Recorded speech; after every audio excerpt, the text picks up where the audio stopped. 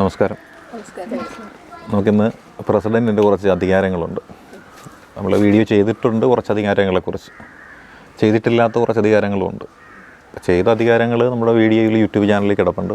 ചെയ്തിട്ടില്ലാത്തത് പ്രസിഡൻറ്റിൻ്റെ executive പവറിനെക്കുറിച്ച്, legislative പവറിനെക്കുറിച്ച്, judicial പവറിനെക്കുറിച്ച്, veto പവറിനെക്കുറിച്ച്. ഇത് നമ്മൾ ചെയ്തിട്ടില്ല. വീഡിയോ ചെയ്ത് വെച്ചിട്ടുള്ളതുണ്ട്. ഡിപ്ലോമാറ്റിക് പവറിനെക്കുറിച്ച്, മിലിറ്ററി പവറിനെക്കുറിച്ച്, എമർജൻസി പവറിനെക്കുറിച്ചൊക്കെ വീഡിയോ ചെയ്തിട്ടുള്ളതാണ്. അപ്പോൾ ഈ ഒരു 4 പവർ കൂടി ചെയ്ത് കഴിയാൻ നേരത്ത് മാത്രമേ പ്രസിഡൻറ്റിൻ്റെ അധികാരങ്ങളെന്ന് പറയുന്നത് സമ്പൂർണ്ണമാവുകയുള്ളൂ. അപ്പോൾ അത് നമുക്ക് നോക്കാം. ഈ എക്സിക്യൂട്ടീവ് പവർ എന്ന് വെച്ചാൽ എന്താണെന്നറിയാമോ? എക്സിക്യൂട്ടീവ് ചെയ്യുക എന്ന് വെച്ചാൽ നിർവഹണമാണ്. നിർവഹണം എന്ന് പറഞ്ഞു കഴിഞ്ഞാൽ ഒരു കാര്യം ഏറ്റെടുത്ത് അത് നടപ്പിലാക്കുക എന്നാണ് ഉദ്ദേശിക്കുന്നത്. അപ്പോൾ ആ നിർവഹണ അധികാരം എന്ന് പറയുമ്പോൾ നിർവഹണ അധികാരി എന്ന് പറയുന്നത് പ്രസിഡൻ്റാണ്. പ്രസിഡൻറ്റിന് എല്ലാ കാര്യങ്ങളും ചെയ്യാൻ പറ്റും ഒറ്റയ്ക്ക് ചെയ്യാൻ പറ്റില്ല. അപ്പോൾ ചെയ്യാൻ പറ്റുന്ന എങ്ങനെ ഇരിക്കാം? കുറേ ആൾക്കാരെ നിയമിച്ചുകൊണ്ട് അവരെ ചുമതലപ്പെടുത്തിക്കൊണ്ട് മാത്രമേ പ്രസിഡൻറ്റിന് ചെയ്യാൻ പറ്റുള്ളൂ. അപ്പോൾ അങ്ങനെ ഒരു കാര്യം പ്രസിഡൻറ്റ് തലവനായിട്ടിരിക്കെ അദ്ദേഹത്തിന് എല്ലാ കാര്യവും ഒന്നിച്ച് ചെയ്യാൻ പറ്റില്ല. അതുകൊണ്ട് ചെയ്യാനായിട്ടുള്ള കാര്യങ്ങൾ ഡിവൈഡ് ചെയ്യുകയാണ്. ഈ വർക്ക് ഡിവൈഡ് ചെയ്ത് ഇങ്ങനെ കൊടുക്കുന്ന ആ പ്രക്രിയ, അതാണ് ഈ എക്സിക്യൂട്ടീവ് പവർ എന്ന് പറയുന്നത്. അപ്പോൾ president executive head of the state എന്ന് നമ്മൾ പറയുന്നുണ്ട് അല്ലേ? അതുകൊണ്ട് തന്നെ എക്സിക്യൂട്ടീവ് പവർ എന്ന് പറഞ്ഞൊരു പവറുണ്ടോ? പ്രസിഡൻറ്റിൻ്റെ എക്സിക്യൂട്ടീവ് പവറിനെ പറ്റി പരാമർശിക്കുന്ന ആർട്ടിക്കിൾ എന്ന് പറയുന്ന നേരത്ത് എത്രയായിരിക്കാം? 53 എന്ന് പറയുന്ന ആർട്ടിക്കിളാണ് executive power of the president എന്ന് പറയുന്നത്. അപ്പോൾ എക്സിക്യൂട്ടീവ് പവർ അനുസരിച്ച് പ്രസിഡൻറ്റ് എന്തെല്ലാം കാര്യങ്ങൾ ചെയ്യുന്നു? രാജ്യത്തെ തിരഞ്ഞെടുപ്പ് നടത്തേണ്ട പൂർണ്ണ ചുമതല പ്രസിഡൻറ്റിനാണുള്ളത് അല്ലേ? പക്ഷേ പ്രസിഡൻറ്റ് നേരിട്ട് ചെയ്യാൻ പറ്റുമോ? അത് ഇല്ല. അതുകൊണ്ട് പ്രസിഡൻറ്റ് എന്ത് ചെയ്യും? അത് ഇലക്ഷൻ കമ്മീഷൻ എന്ന് പറയുന്ന ഒരു ഓഫീസിനെ നിയമിച്ചുകൊണ്ട് അതിൻ്റെ നിർവഹണം, രാജ്യത്തെ തിരഞ്ഞെടുപ്പിൻ്റെ ജനാധിപത്യപരമായ രീതിയിലുള്ള നിർവഹണ ചുമതല അവരെ ഏൽപ്പിക്കുകയാണ് ചെയ്യുന്നത്. അതേപോലെ നമ്മുടെ രാജ്യത്തെ സേവിക്കാനായിട്ട് മെറിറ്റ് അടിസ്ഥാനത്തിൽ കുറച്ച് ഉദ്യോഗാർത്ഥികളെ തിരഞ്ഞെടുക്കണം. അത് പ്രസിഡൻറ്റിൻ്റെ ചുമതലയാണത്. പക്ഷേ പ്രസിഡൻറ്റ് നേരിട്ട് ചെയ്യാൻ പറ്റുമോ? അത് ഇല്ല.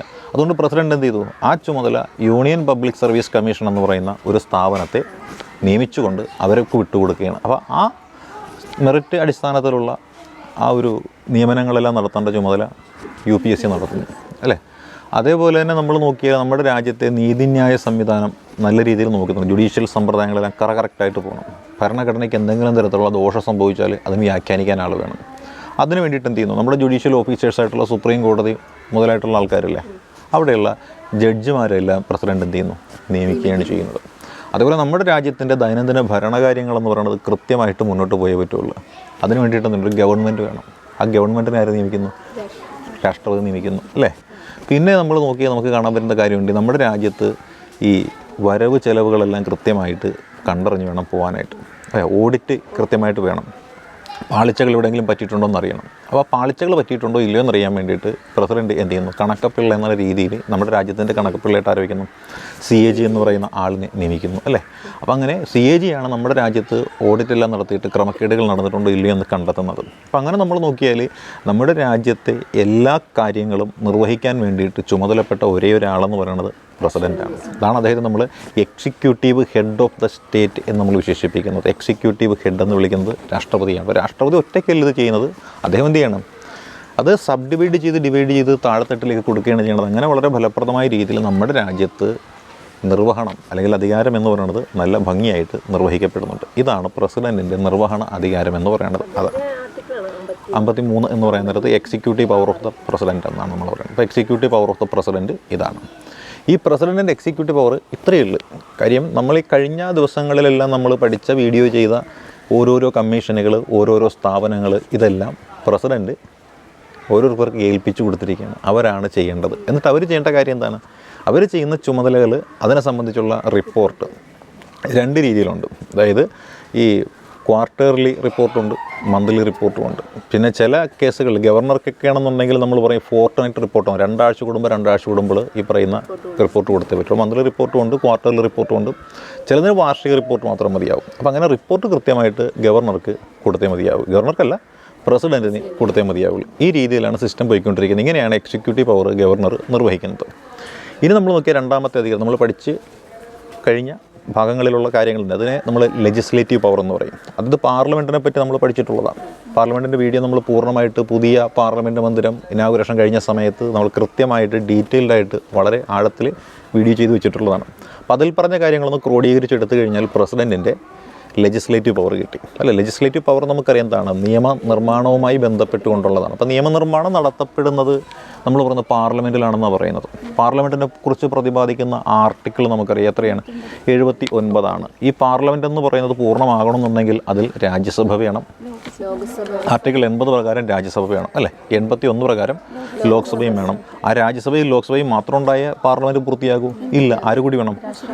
പ്രസിഡൻറ്റും കൂടി വേണം. ഇവർ 3 പേരും കൂടി ഉണ്ടെങ്കിൽ മാത്രമേ നിയമനിർമ്മാണ സഭ എന്ന് പറയുന്ന പാർലമെൻറ്റിൻ്റെ അർത്ഥം എന്ന് പറയുന്നത് നമുക്ക് പൂർണ്ണമായിട്ട് കിട്ടുകയുള്ളൂ. അപ്പോൾ ഇങ്ങനെയുള്ള ഈ പാർലമെൻറ്റിൻ്റെ പ്രവർത്തനങ്ങൾ നമ്മൾ നോക്കിയാൽ നമുക്കറിയാം, നിയമം നിർമ്മിക്കുന്നത് പാർലമെൻറ്റിനകത്താണ്. അത് പ്രസിഡന്റ് ഒപ്പ് വെച്ചെങ്കിൽ മാത്രമേ നിയമമായിട്ട് വരികയും ചെയ്യുള്ളൂ. അതുകൊണ്ടാണ് പാർലമെൻറ്റിൽ പ്രസിഡന്റ് അവിഭാജ്യ ഘടകമാണ് എന്ന് നമ്മൾ പറയുന്നത്.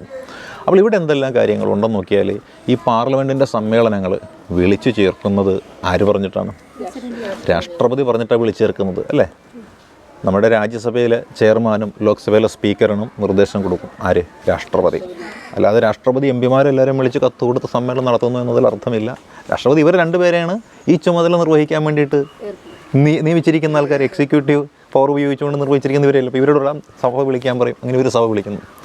സഭ ഇങ്ങനെ നടന്നിട്ടിരിക്കാൻ നേരത്ത് തോന്നുകയാണ് പിരിച്ചുവിടണം. അപ്പോൾ എന്ത് ചെയ്യുന്നു? പിരിച്ചുവിടുകയാണ്. അപ്പോൾ സമ്മൺ ചെയ്യുന്നു. അതേപോലെ ഡിസോൾവ് ചെയ്യുക. ഡിസോൾവ് ചെയ്യാൻ പറ്റുന്നത് ഒരേ ഒരു സഭയെ മാത്രമേ ഡിസോൾവ് ചെയ്യാൻ പറ്റുള്ളൂ, ലോക്സഭയെ. കാര്യം 5 വർഷം മാത്രം കാലാവധിയുള്ള സഭയാണ് ലോക്സഭ. മറ്റേ രാജ്യസഭയാണെങ്കിലോ സ്ഥിരസഭയാണ്. അവിടെ കാലാവധി ഉള്ളത് ആർക്ക് മാത്രമേ ഉള്ളൂ? അംഗങ്ങൾക്ക് മാത്രമേ ഉള്ളൂ. 6 വർഷം എന്നുള്ള കാലാവധി ഉള്ളത് അംഗങ്ങൾക്ക് മാത്രമേ ഉള്ളൂ. മറ്റുള്ളവരെല്ലാവരും എന്ത് ചെയ്യുന്നു? സ്ഥിരമാണ്. മറ്റുള്ളവരെല്ലാം എന്ന് പറഞ്ഞു കഴിഞ്ഞാൽ ഈ അംഗങ്ങൾ 3-ൽ അല്ലേ, ഒരു ആൾക്കാർ 2 വർഷം കൂടുമ്പോൾ ഇങ്ങനെ മാറിക്കൊണ്ടിരിക്കും. സഭയും സംവിധാനങ്ങളുമെല്ലാം അവിടെ സ്ഥിരമായിട്ട് നിലനിൽക്കും. വ്യക്തികൾക്ക് മാത്രമേ മാറ്റുള്ളൂ. നമ്മൾ പഠിച്ചില്ല, 1-ാം ലോക്സഭ, 2-ാം ലോക്സഭ, 3-ാം ലോക്സഭ, 15-ാം ലോക്സഭ എന്നൊക്കെ പറയുന്നുണ്ട്. പക്ഷേ നമ്മൾ 1-ാം രാജ്യസഭ, 2-ാം രാജ്യസഭ എന്ന് പറയുന്നുണ്ട്. ഇല്ല. കാര്യം രാജ്യസഭ തുടങ്ങിക്കഴിഞ്ഞാൽ അത് അങ്ങനെ തന്നെയാണ്, സ്ഥിരസഭയാണ്. അവിടെ മാറ്റം വരുന്നത് അവിടെയുള്ള വ്യക്തികൾക്കും അംഗങ്ങൾക്കും മാത്രമേ മാറ്റം വരുന്നുള്ളൂ. അപ്പോൾ ഈ രാജ്യസഭ, ലോക്സഭ മുതലായ നമ്മുടെ പാർലമെൻറ്റ് വിളിച്ച് ചേർക്കുക, അതേപോലെ തന്നെ പിരിച്ചുവിടുക, ഇതാണ് പരമപ്രധാനമായ അധികാരങ്ങളിലൊന്ന്. പിന്നെയോ 2-ാമത്തെ ലെജിസ്ലേറ്റീവ് പവർ നമ്മൾ നോക്കിക്കഴിഞ്ഞാൽ നമുക്ക് പറയാൻ പറ്റും എന്തായിരിക്കാം, ഇത് വിളിച്ച് ചേർക്കാത്ത സന്ദർഭങ്ങളിലും ചിലപ്പോൾ രാഷ്ട്രപതിക്ക് ഇടപെടേണ്ടി വരും. കാര്യം ഇവിടെ വിളിച്ച് ചേർത്ത് കഴിഞ്ഞാൽ ബില്ലുകൾ അവതരിപ്പിക്കും ഇല്ലേ. ബില്ലുകൾ അവതരിപ്പിച്ചിട്ടത് ചർച്ച ചെയ്യും. ചർച്ച ചെയ്തിട്ട് രാജ്യസഭയും ലോകസഭയും പാസ്സാക്കി കഴിഞ്ഞാൽ അതവിടെ ചെല്ലും, പ്രസിഡൻറ്റിൻ്റെ അടുത്ത് ചെല്ലും. ഈ പ്രസിഡൻറ്റിൻ്റെ അടുത്ത് ചെന്ന് കഴിഞ്ഞാൽ പ്രസിഡൻറ്റിന് ഉള്ള അധികാരം എന്താണ്? അതിൽ ഒപ്പ് വയ്ക്കണമോ ഒപ്പ് വയ്ക്കണ്ടയോ എന്ന് തീരുമാനിക്കാനുള്ള അധികാരമാണ്. ഒപ്പ് വയ്ക്കാനാണ് തീരുമാനിക്കണമെങ്കിൽ നമ്മളതിനെ പറയുന്നവർ അസെൻഡിങ് പവർ എന്ന് പറയും. ഒപ്പ് വയ്ക്കാനാണ് തീരുമാനിക്കണമെങ്കിൽ അസെൻഡിങ് പവർ. ഇനി ഒപ്പ് വയ്ക്കുന്നില്ല, അദ്ദേഹത്തിന് ആലോചിക്കണം. അങ്ങനെ ആലോചിക്കാൻ വേണ്ടിയിട്ട് അത് മാറ്റി വെച്ച് കഴിഞ്ഞാൽ അതിനെ നമ്മൾ പറയുന്നവർ വീറ്റോ പവർ എന്ന് പറയും. അപ്പോൾ അസെൻഡിങ് പവർ ആയാലും വീറ്റോ പവർ ആയാലും അത് ഈ പറയുന്ന നിയമനിർമ്മാണ സംവിധാനത്തിൻ്റെ ഭാഗമായിട്ട് പ്രസിഡൻറ്റിനുള്ള അധികാരമാണ്. അപ്പോൾ നമ്മൾ നോക്കിയാൽ ഈ വീറ്റോ പവർ ആയാലും അസെൻഡിങ് പവർ ആയാലും അത് ഒരു ആർട്ടിക്കിളുണ്ട്. അതിന് ഏത് ആർട്ടിക്കിളാണെന്നറിയാമോ? 111 എന്ന് പറയുന്ന ആർട്ടിക്കിളിലാണ് അസെൻഡിങ് പവർ ആയാലും വീറ്റോ പവർ ആയാലും ഉള്ളത്. അപ്പോൾ പ്രസിഡൻറ്റ് കണ്ണും പൂട്ടി ഒപ്പിട്ട് കഴിഞ്ഞാൽ അത് അസെൻഡിങ് പവറായി. 111 പറയുന്നത് ഒരു ബില്ലിൽ തീരുമാനമെടുക്കാനുള്ള പ്രസിഡന്റിൻ്റെ അധികാരമാണ്. പ്രസിഡന്റിൻ്റെ അസെൻഡിങ് പവർ ഏതാണെന്ന് ചോദിച്ചാൽ 111 വീറ്റോ പവർ ഏതാണെന്ന് ചോദിച്ചാലും 111. അതായത് ബില്ല് പ്രസിഡന്റിൻ്റെ അടുത്ത് ചെന്ന് കഴിഞ്ഞാൽ തീരുമാനമെടുക്കുന്ന പ്രസിഡന്റിൻ്റെ അധികാരം, അതാണ് 111. അത് വീറ്റോ പവർ എന്ന് വെച്ചാൽ ഒപ്പ് വയ്ക്കണമോ വേണ്ടയോ എന്ന് ആലോചിക്കുന്നത്, ഒപ്പ് വയ്ക്കുന്നത് അസെൻഡിങ് പവർ. അപ്പോൾ അസെൻഡിങ് പവർ 111 വീറ്റോ പവർ 111. അപ്പോൾ വീറ്റോ പവർ എന്ന് പറയുമ്പോൾ ബില്ലിൽ ഒപ്പുവയ്ക്കാതെ ആലോചിക്കുന്നതിന് ടൈമാണ്. അങ്ങനെ പ്രസിഡന്റ് ആലോചിച്ച് കഴിഞ്ഞാൽ ചിലപ്പോൾ ഒപ്പിടണ്ടെന്ന് വരെ തീരുമാനിക്കാം. അങ്ങനെ പ്രസിഡന്റ് ഒപ്പിടണ്ട എന്ന് തീരുമാനിച്ചു കഴിഞ്ഞാൽ അതെന്താണ്? റിജക്റ്റ് ചെയ്യുന്നതിന് തുല്യമാണ് അല്ലേ. റിജക്റ്റ് ചെയ്യുക എന്നുള്ളത് ഇപ്പോൾ റിജക്റ്റ് ചെയ്യപ്പെടാം അല്ലേ. അതിന് നമ്മൾ പറയുന്നവർ അബ്സല്യൂട്ട് വീറ്റോ എന്നാണ് പറയുന്നത്. പ്രസിഡന്റ് ഒരു ബില്ലിൽ ഒപ്പിടാതെ റിജക്റ്റ് ചെയ്യുന്നതിന് നമ്മൾ പറയുന്നവർ അബ്സല്യൂട്ട് വീറ്റോ എന്നാണ്. ഇത്തരത്തിൽ അബ്സല്യൂട്ട് വീറ്റോ പ്രസിഡന്റിന് പ്രയോഗിക്കാൻ അധികാരമുണ്ടോ എന്ന് ചോദിച്ചാൽ ഉണ്ട്. ആരുടെ ബില്ലിലാണ് ആ അധികാരമുള്ളതെന്ന് ചോദിച്ചാൽ ആരുടെ ബില്ലിലാണ് അധികാരമുള്ളത് അറിയാവോ? പ്രൈവറ്റ് ബില്ലിൽ ആണോ അധികാരമുള്ളത്? അല്ല. ഏത് ബില്ലിലാണെങ്കിലും രാജ്യസഭയും ലോക്സഭയും കൂടി പാസ്സാക്കി വിടുന്ന ബില്ല് പ്രസിഡന്റ് ഒപ്പിട്ടേ പറ്റുള്ളൂ. പ്രസിഡന്റ് ഒപ്പിടാതെ മാറ്റി വെച്ച് കഴിഞ്ഞാൽ നമ്മൾ ഇനി പഠിക്കേണ്ടുന്ന ഒരു ടോപ്പിക്കുണ്ട്, ഇമ്പീച്ച്മെൻ്റ് അല്ലേ. അത് വേണം ഈ കൂട്ടത്തിൽ നമുക്ക് പഠിച്ചു പോകുന്നുള്ളൂ. അതായത് ഇമ്പീച്ച്മെൻറ്റ് പ്രസിഡന്റിനെതിരായിട്ട് വരും. അതായത് പ്രസിഡന്റ് രാജ്യസഭയും ലോക്സഭയും കൂടി ഒരു ബില്ല് പ്രസിഡന്റിന് കൊടുക്കുന്നു. ആ ബില്ല് പ്രസിഡന്റ് ഒപ്പ് വയ്ക്കുന്നില്ല എന്നുണ്ടെങ്കിൽ സംഭവിക്കുന്ന കാര്യം എന്താണെന്നറിയാമോ? പ്രസിഡന്റ് സ്ഥാനത്തേക്ക് കൊണ്ടുവന്നത് ആരാണ്? ഈ രാജ്യസഭ, ലോക്സഭ, സംസ്ഥാന നിയമസഭ കൗൺസിൽ അല്ലേ. ഇവരാണ് കൊണ്ടുവരുന്നത്. ഇവിടെയുള്ള തിരഞ്ഞെടുക്കപ്പെട്ട അംഗങ്ങളാണ് ഒരു വ്യക്തിയെ പ്രസിഡൻ്റായിട്ട് തിരഞ്ഞെടുക്കുന്ന ആൾക്കാർ. അപ്പോൾ ഇവരാണ് പ്രസിഡൻറ്റിനെ സ്ഥാനത്ത് കൊണ്ടുവന്നിരുത്തുന്ന ആൾക്കാർ. ഇനി പ്രസിഡൻറ്റിനെ സ്ഥാനത്ത് നിന്ന് നീക്കം ചെയ്യുന്ന ആൾക്കാരുണ്ട്. ആ നീക്കം ചെയ്യുന്ന ആൾക്കാരെന്ന് വെച്ചാൽ രാജ്യസഭയിലെയും ലോക്സഭയിലെയും അംഗങ്ങൾ മാത്രമേ ഉള്ളൂ. അപ്പോൾ രാജ്യസഭയിലെയും ലോക്സഭയിലെയും അംഗങ്ങൾ മാത്രമാണ് പ്രസിഡൻറ്റിനെ നീക്കം ചെയ്യുന്ന പ്രോസസ്സിൽ പങ്കെടുക്കുന്ന ആൾക്കാർ. സംസ്ഥാന നിയമസഭയില്ലേ, ആ നോമിനേറ്റഡ് മെമ്പേഴ്സിനും പറ്റും. സംസ്ഥാന നിയമസഭയിലെ അംഗങ്ങൾ, അതേപോലെ തന്നെ ലെജിസ്ലേറ്റീവ് കൗൺസിലല്ലേ, ഇവർക്ക് പ്രസിഡൻറ്റിനെ നീക്കം ചെയ്യുന്ന പ്രക്രിയയിൽ പങ്കെടുക്കാൻ പറ്റില്ല. പ്രസിഡൻറ്റിനെ തിരഞ്ഞെടുക്കുന്ന പ്രക്രിയയിൽ ഇവർക്ക് പങ്കെടുക്കാൻ പറ്റും, നീക്കം ചെയ്യുന്ന പ്രക്രിയയിൽ പങ്കെടുക്കാൻ പറ്റില്ല. പ്രസിഡന്റിനെ തിരഞ്ഞെടുക്കുന്ന പ്രക്രിയയിൽ പങ്കെടുക്കാൻ പറ്റുക ഇലക്റ്റഡ് മെമ്പേഴ്സ് എവിടെയുള്ള രാജ്യസഭയിലെയും ലോക്സഭയിലെയും സംസ്ഥാന നിയമസഭയിലെയും സ്റ്റേറ്റ് ലെജിസ്ലേറ്റീവ് കൗൺസിലിലെയും. ചില സംസ്ഥാനങ്ങൾക്ക് സ്റ്റേറ്റ് ലെജിസ്ലേറ്റീവ് അസംബ്ലിക്ക് പുറമെ കൗൺസിലുകൾ കൂടിയുണ്ട്. അപ്പോൾ അതുകൊണ്ട് രാജ്യസഭയും ലോക്സഭ എന്ന് പറയുന്ന പോലെ തന്നെ സംസ്ഥാനങ്ങളിലുള്ള സഭയാണ് ഇത് രണ്ടും. അപ്പോൾ ഇവിടെയുള്ള തിരഞ്ഞെടുക്കപ്പെട്ട ആളുകൾക്ക് മാത്രമേ പ്രസിഡന്റിന് വോട്ട് ചെയ്യാൻ അധികാരമുള്ളൂ. എന്നാൽ പ്രസിഡന്റിനെ നീക്കം ചെയ്യുന്ന അധികാരമുണ്ടല്ലോ, അതിന് നമ്മൾ പറയുന്ന പേര് ഇംപീച്ച്മെൻ്റ് എന്നാണ്. ഏതായാലും അതുകൂടി പറഞ്ഞേക്കാം. അപ്പോൾ ഇംപീച്ച്മെൻ്റ് എന്ന് വെച്ചാൽ നീക്കം ചെയ്യുന്ന പരിപാടിയാണ്. പ്രസിഡന്റിനെ ഇംപീച്ച് ചെയ്യാം നമുക്ക്, അല്ലേ? ഇംപീച്ച്മെൻ്റ് എന്ന് പറയുന്നത് പ്രസിഡന്റിനെ നീക്കം ചെയ്യുന്ന പരിപാടിക്കാണ് ഇംപീച്ച്മെൻ്റ് എന്ന് പറയുന്നത്. ആർട്ടിക്കിളിൽ വ്യക്തമായിട്ട് രേഖപ്പെടുത്തി വെച്ചിട്ടുണ്ട്. ഏതാണ് ആർട്ടിക്കിൾ എന്നറിയാം? 61 എന്ന് പറയുന്ന ആർട്ടിക്കിളിലാണ് പ്രസിഡന്റിനെ ഇംപീച്ച് ചെയ്യുന്ന പ്രക്രിയയെപ്പറ്റി നീക്കി വെച്ചിരിക്കുന്നത്. അതെങ്ങനെ സംഭവിക്കുന്നു? പ്രസിഡന്റിനെ പിടിച്ച് ഇംപീച്ച് ചെയ്യണമെന്നുണ്ടെങ്കിൽ അധികാര സ്ഥാനത്തു നിന്ന് ആളിനെ പുറത്താക്കുന്ന പരിപാടിയാണ്. നമ്മളൊരാളെ ജോലിയിൽ നിന്ന് പിരിച്ചുവിടുന്ന പരിപാടിയില്ലേ, പ്രസിഡന്റ് ജോലിയിൽ നിന്ന് പിരിച്ചുവിടുന്ന പരിപാടിക്കാണ് ഇംപീച്ച്മെൻ്റ് എന്ന് പറയുന്നത്, അല്ലേ? ഒരാളെ ജോലിയിൽ നിന്ന് പിരിച്ചുവിടണമെന്നുണ്ടെങ്കിൽ എന്തായിരിക്കണം റീസൺ? അയാൾ ആ ജോലിക്ക് കൊള്ളരുതാത്തവനായിരിക്കണം, അതല്ലെങ്കിൽ ആ ജോലിയിൽ ഇരുന്നു കൊണ്ട് എന്തെങ്കിലും മര്യാദകൾ പ്രവർത്തിച്ചിട്ടുണ്ടായിരിക്കണം, അതല്ലെങ്കിൽ ആ ജോലിയുടെ അന്തസ്സത്തെ എന്താണോ അതിന് ഉൾക്കൊള്ളാത്ത രീതിയിൽ അയാളുടെ ഭാഗത്തുനിന്ന് പെരുമാറ്റം ഉണ്ടായിരിക്കണം. ഇതാണ്. അപ്പോൾ നമ്മൾ നോക്കിയാൽ ഇവിടെ പ്രസിഡന്റിനെ ഇംപീച്ച് ചെയ്യാനായിട്ട് പറ്റുന്ന കാര്യങ്ങളെന്ന് വെച്ചാൽ എന്തായിരിക്കാം? ഭരണഘടനാ ലംഘനം. അതാണ് നിയമം. അപ്പം ഭരണഘടനാ ലംഘനം, അത് കോൺസ്റ്റിറ്റ്യൂഷണൽ വയലേഷൻ എന്ന് പറയാൻ പറ്റും. പിന്നെ നമുക്ക് എന്ത് പറയാൻ പറ്റും? പിന്നെ മിസ്ബിഹേവിയർ, അതായത് പെരുമാറ്റ ദൂഷ്യം എന്ന് പറയാൻ പറ്റും. അപ്പോൾ പെരുമാറ്റ ദൂഷ്യമോ ഭരണഘടനാ ലംഘനമോ ആരോപിച്ച് മാത്രമേ നീക്കം ചെയ്യാൻ പറ്റുള്ളൂ? രാഷ്ട്രപതിയെ നീക്കം ചെയ്യാൻ പറ്റുള്ളൂ. അപ്പോൾ രാഷ്ട്രപതി നീക്കം ചെയ്യണമെന്നുണ്ടെങ്കിൽ ആർട്ടിക്കിൾ 61 പ്രകാരം ഈ 2 കാരണങ്ങളാണ് നമ്മൾ വയ്ക്കുന്നത്. മൂന്നാമതൊന്ന് വയ്ക്കാം നമുക്ക്. മൂന്നാമത് വയ്ക്കുന്ന കാര്യം വെച്ചാൽ ആൾ നോർമലായെന്ന് വയ്ക്കുക. അപ്പോൾ എന്ത് ചെയ്യാൻ പറ്റും? ഇംപീച്ച് ചെയ്ത് ആളിനെ കളഞ്ഞേ പറ്റുള്ളൂ. ഇതാണ് മൂന്നാമത്തെ കാര്യം. അത് വേണമെങ്കിൽ നമുക്ക് മിസ്ബിഹേവിയറിലേക്ക് പെടുത്താവുന്നതേ ഉള്ളൂ. എന്നാൽ ഈ 3 കാരണങ്ങളാണ് നമുക്ക് എടുത്ത് പറയാൻ പറ്റുക. ഇംപീച്ച് ചെയ്യുന്നത് പ്രസിഡന്റിനെയാണ്. ഇതുവരെ ആരെയും ഇംപീച്ച് ചെയ്തിട്ടില്ല. ഇംപീച്ച് ഇതുവരെ നമ്മൾ ഇവിടെ ചെയ്തിട്ടില്ല. അത് പറയാം നമുക്ക്. അതായത് ഇംപീച്ച് എന്നുള്ള പരിപാടി പ്രസിഡന്റിന് മാത്രമല്ല ഉള്ളത്. ഈ ജഡ്ജിമാരില്ലേ, ജഡ്ജിമാരെ പുറത്താക്കാൻ പറ്റും. അതൊരു ഇലക്ഷൻ കമ്മീഷൻ സംഭവമില്ലേ, അത് നമുക്ക് ഇംപീച്ച്മെൻറ്റിലൂടെ നമുക്ക് കളയാൻ പറ്റും. അപ്പോൾ നമ്മളങ്ങനെ നോക്കിയാൽ ഈ ജഡ്ജിമാർക്കെതിരായിട്ട് ഇത്തരത്തിൽ ഇംപീച്ച്മെൻറ്റ് പ്രമേയങ്ങൾ വന്നിട്ടുണ്ട്. പ്രസിഡന്റ് നീക്കുന്ന അതേ രീതിയിലല്ല ഈ ജഡ്ജിമാർ നീക്കുന്നത്. ഇപ്പോൾ പ്രസിഡന്റിനെ നീക്കുന്നത് അറിഞ്ഞെങ്കിൽ മാത്രമേ മറ്റുള്ളവരുടെ വ്യത്യാസം നമുക്ക് പഠിക്കാൻ പറ്റുള്ളൂ. അപ്പോൾ പ്രസിഡന്റിനെ നീക്കണം നമുക്ക്. പ്രസിഡന്റിനെ നീക്കം ചെയ്യണമെന്നുണ്ടെങ്കിൽ എവിടെയാണ് ഇംപീച്ച്മെൻറ്റിൻ്റെ ആ നോട്ടീസ് പ്രമേയം അവതരിപ്പിക്കേണ്ടത്? എവിടെയാണ്? സഭയിലാണ്. ലോകസഭയിലോ രാജ്യസഭയിലോ അത് ഉന്നയിക്കാം. അപ്പോൾ ലോകസഭയിലോ രാജ്യസഭയിലോ അത് ഉന്നയിക്കണമെന്നുണ്ടെങ്കിൽ അവിടെ ഒരു ക്വാറം വേണം. നമ്മൾ സാധാരണ പഠിച്ചിരിക്കുന്ന സഭാ നടപടികൾ ആരംഭിക്കാൻ വേണ്ടുന്ന ക്വാറം എത്രയാണ്? അല്ല, 10% അല്ലേ? 10% ഓർ 10 ഏതാണോ കൂടുതലായിട്ടുള്ളത്. ഇപ്പോൾ 50 പേരുള്ളൊരു സഭ എന്ന് കൂട്ടുക. ചില സംസ്ഥാന നിയമനിർമ്മാണ സഭയ്ക്കൊക്കെ 50-ൽ താഴെയുള്ളു. അപ്പോൾ അവിടെ നമ്മൾ 10% എന്ന് പറഞ്ഞു കഴിഞ്ഞാൽ എങ്ങനെ ശരിയാകും? അതുകൊണ്ട് 10% ഓർ 10 മെമ്പേഴ്സ് ഏതാണോ കൂടുതലുള്ളത് അതായിരിക്കണം ക്വാറം എന്നാണ് പറയുന്നത്. അപ്പോൾ നമ്മുടെ രാജ്യസഭയാണെങ്കിലും ലോക്സഭയാണെങ്കിലും ക്വാറം എന്ന് പറയുന്നത് നമുക്കറിയാം എത്രയാണ്? 10%. എന്നാൽ ഈ പ്രസിഡന്റിനെ നീക്കം ചെയ്യുന്ന പ്രക്രിയക്ക് ക്വാറം എന്ന് പറയുന്നത് എത്രയാണെന്നറിയാമോ? 4/1. 4/1 പറയാൻ ബുദ്ധിമുട്ടുണ്ടെങ്കിൽ നമുക്ക് 25% എന്ന് എടുക്കാം. 25% ആളുകൾ എന്ത് ചെയ്യണം? പ്രസിഡന്റിനെ പുറത്താക്കേണ്ടതാണ് എന്നൊരു നിഗമനത്തിൽ എത്തിച്ചേരണം. ആ നിഗമനം എന്ന് പറയുന്നിടത്ത് ഭരണഘടനാ ലംഘനം, പ്രൂവ്ഡ് മിസ്ബിഹേവിയർ, അതല്ലെങ്കിൽ അബ്നോർമൽ മെൻ്റൽ കണ്ടീഷൻ, ഈ 3 കാരണങ്ങളുണ്ടെങ്കിൽ പ്രസിഡന്റ് നീക്കം ചെയ്യാമെന്ന് നമുക്ക് നിശ്ചയിക്കാം. അത് നീക്കം ചെയ്യണമെന്നുണ്ടെങ്കിൽ ഏത് സഭയിലായാലും ആ സഭയിലുള്ള ആൾക്കാരുടെ 25% പേര് എന്ത് ചെയ്യണം? ഒരു നോട്ടീസ് കൊടുക്കണം. ആർക്കാണ് നോട്ടീസ് കൊടുക്കേണ്ടത്? സഭയുടെ നാഥൻ. നമ്മളതുകൊണ്ട് കോമൺ ആയിട്ട് ഒരു പേര് പ്രിസൈഡിങ് ഓഫീസർ എന്നേ പറയുള്ളൂ. രാജ്യസഭയിലാണെങ്കിൽ ആരായിരിക്കാം? ചെയർമാൻ. ലോക്സഭയിലാണെങ്കിൽ സ്പീക്കർ. അത് ഒഴിവാക്കാൻ വേണ്ടിയിട്ട് നമ്മൾ presiding officer of the house എന്ന് നമ്മൾ ഒരു കോമൺ പേരിടുന്നു. ആ ഓഫീസർക്ക് നമ്മൾ കത്ത് കൊടുക്കും. കത്ത് കിട്ടാൻ നേരത്ത് ഇദ്ദേഹം എന്ത് ചെയ്യുന്നറിയാമോ? ഈ പറയുന്ന പ്രസിഡൻറ്റിന് ഇൻഫർമേഷൻ കൊടുക്കും, ഇംപീച്ച്മെൻറ്റിനുള്ളൊരു നോട്ടീസ് കൊടുക്കും. അത് കൊടുക്കുന്ന എങ്ങനെയാണ്, ഇങ്ങനൊരു ആരോപണം വന്നിട്ടുണ്ട്, അത് പ്രൂവ് ചെയ്യപ്പെട്ടിട്ടില്ല, അതിനുള്ള അന്വേഷണ നടപടി ഞങ്ങൾ ആരംഭിച്ചിരിക്കുകയാണ് എന്ന് കാണിച്ചുകൊണ്ട് കൊടുക്കുമ്പോൾ 2 ആഴ്ചത്തെ പീരീഡ് ഇട്ടാൽ കൊടുക്കണം. 2 വീക്ക് 14 ദിവസത്തെ 2 ആഴ്ചത്തെ കാലയളവ് നോട്ടീസ് ഇട്ട് കൊടുക്കുന്നു. ഈ 2 ആഴ്ച കാലയളവിനുള്ളിൽ ഇവിടെ ഒന്ന് ഹാജരായിട്ട് നടപടികളിലേക്കൊന്ന് വരണമെന്ന് പറയുന്നു. അപ്പോൾ പ്രസിഡന്റ് എന്ത് ചെയ്യുന്നു, ആ 2 ആഴ്ച നോട്ടീസ് പീരീഡിൽ സഭാ നടപടികൾ ആരംഭിക്കുമ്പോൾ മറ്റു പരിപാടികൾ ക്രമപ്പെടുത്തിയിട്ട് അദ്ദേഹത്തിന് വരാം. അതല്ലെങ്കിൽ അദ്ദേഹത്തിൻ്റെ ഭാഗം സ്പഷ്ടമാക്കാൻ വേണ്ടിയിട്ട് ഏതെങ്കിലും ഒരു ലീഗൽ അഡ്വൈസറെ വേണമെങ്കിലും അദ്ദേഹത്തിന് വിടാം. അങ്ങനെ വരുന്നു, അദ്ദേഹത്തിൻ്റെ ഭാഗം ഇവിടെ ന്യായീകരിക്കുന്നു. സഭ ഈ ന്യായീകരണം ചർച്ച ചെയ്യുന്നു. ചർച്ച ചെയ്ത് കഴിയാൻ നേരത്ത് പ്രസിഡൻറ്റിനെതിരെ വന്നിട്ടുള്ള ആരോപണം വാസ്തവം ഇല്ലാത്തതാണ്, അല്ലെങ്കിൽ കള്ളമാണ് എന്ന് തെളിഞ്ഞു കഴിഞ്ഞാൽ ആ ഇംപീച്ച്മെൻറ്റ് നടപടി അവിടെ വെച്ച് അവർ അവസാനിപ്പിക്കും. പക്ഷേ പ്രസിഡൻറ്റ് കൊടുത്ത ന്യായീകരണം ഇവർക്ക് ബോധിച്ചില്ലെന്നുണ്ടെങ്കിൽ ഇവർ ഇംപീച്ച്മെൻറ്റ് നടപടിയുമായിട്ട് മുന്നോട്ട് പോകും. അങ്ങനെ ഇംപീച്ച്മെൻറ്റ് നടപടിയുമായിട്ട് മുന്നോട്ട് പോയാൽ അത് പാസ്സാക്കണമെന്നുണ്ടെങ്കിൽ ആ സഭയിൽ 3/2 ഭൂരിപക്ഷത്തിൽ പാസ്സാകണം.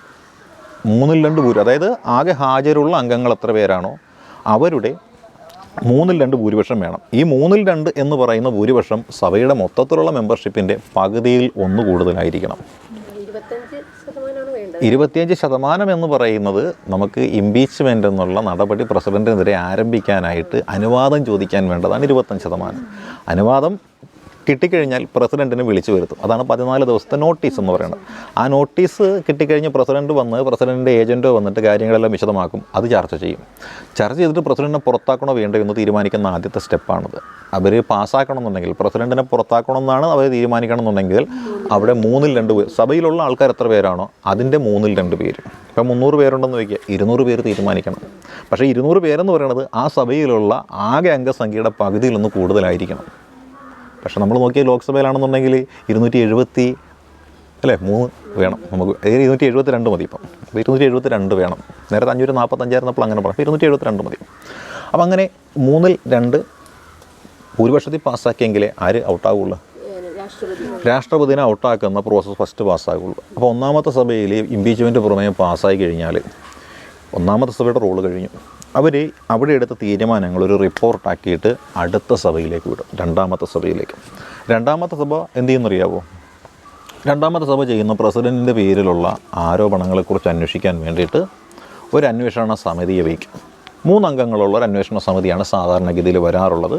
ഒരാൾ കോടതിയിൽ ഉള്ള ഒരാളായിരിക്കും, സുപ്രീം കോടതി റെക്കമെൻഡ് ചെയ്യുന്നൊരു ജഡ്ജ് റാങ്കിലുള്ള ഒരാളായിരിക്കും. മറ്റൊരാൾ ആ പാർലമെൻ്ററി സമിതിയുടെ ഒരു റെപ്രസെൻറ്റേറ്റീവ് ആയിരിക്കും. 3ാമത്തെ ഒരാൾ എമിനൻ്റ് ജൂറിസ്റ്റും ആയിരിക്കും. ഇങ്ങനെ ഈ 3 പേരടങ്ങുന്നൊരു സമിതി വന്ന് അന്വേഷിച്ചിട്ട് ഇവർ റിപ്പോർട്ട് തയ്യാറാക്കും. പ്രസിഡൻറ്റിനെ ഇവർ പോയി കാണുകയോ പ്രസിഡൻറ്റിനെ വിളിച്ചു വരുത്തുകയോ എന്ത് വേണമെങ്കിലും ഇവർ ചെയ്യും. അങ്ങനെ പ്രസിഡൻറ്റിൻ്റെ മൊഴിയെടുക്കും. പ്രസിഡൻറ്റിൻ്റെ മൊഴിയെടുത്ത് കഴിഞ്ഞിട്ട് ഈ പറയുന്ന റിപ്പോർട്ട് 2ാമത്തെ സഭയ്ക്ക് കൊടുക്കും. ഈ 2ാമത്തെ സഭ ഈ റിപ്പോർട്ട് ചർച്ച ചെയ്യുന്നു. പ്രസിഡൻറ്റിൻ്റെ ഭാഗത്ത് ന്യായമുണ്ടെങ്കിൽ ഇംപീച്ച്മെൻറ്റ് പ്രമേയം ഇവർ തള്ളിക്കളയും. ഇനി പ്രസിഡൻറ്റ് തെറ്റുകാരനാണെന്നാണ് റിപ്പോർട്ടിലുള്ളതെന്നുണ്ടെങ്കിൽ ഈ സഭ എന്ത് ചെയ്യുന്നു, ആ റിപ്പോർട്ട് വെച്ചിട്ട് ഒന്നുകൂടി ചർച്ച ചെയ്തിട്ട് ഇംപീച്ച്മെൻറ്റ് പ്രമേയം പാസ്സാക്കും. ഇങ്ങനെ പാസ്സാക്കുന്ന ഈ പ്രമേയം ഈ സഭയിലും നമ്മൾ നേരത്തെ പറഞ്ഞ പോലെ 3/2 ഭൂരിപക്ഷത്തിൽ പാസ്സാകാൻ വേണം. ആ 3/2 എന്ന് പറയുന്നത് സഭയുടെ പകുതിയിൽ കൂടുതൽ അംഗങ്ങളുടെ എണ്ണത്തിലുള്ളതുമായിരിക്കണം.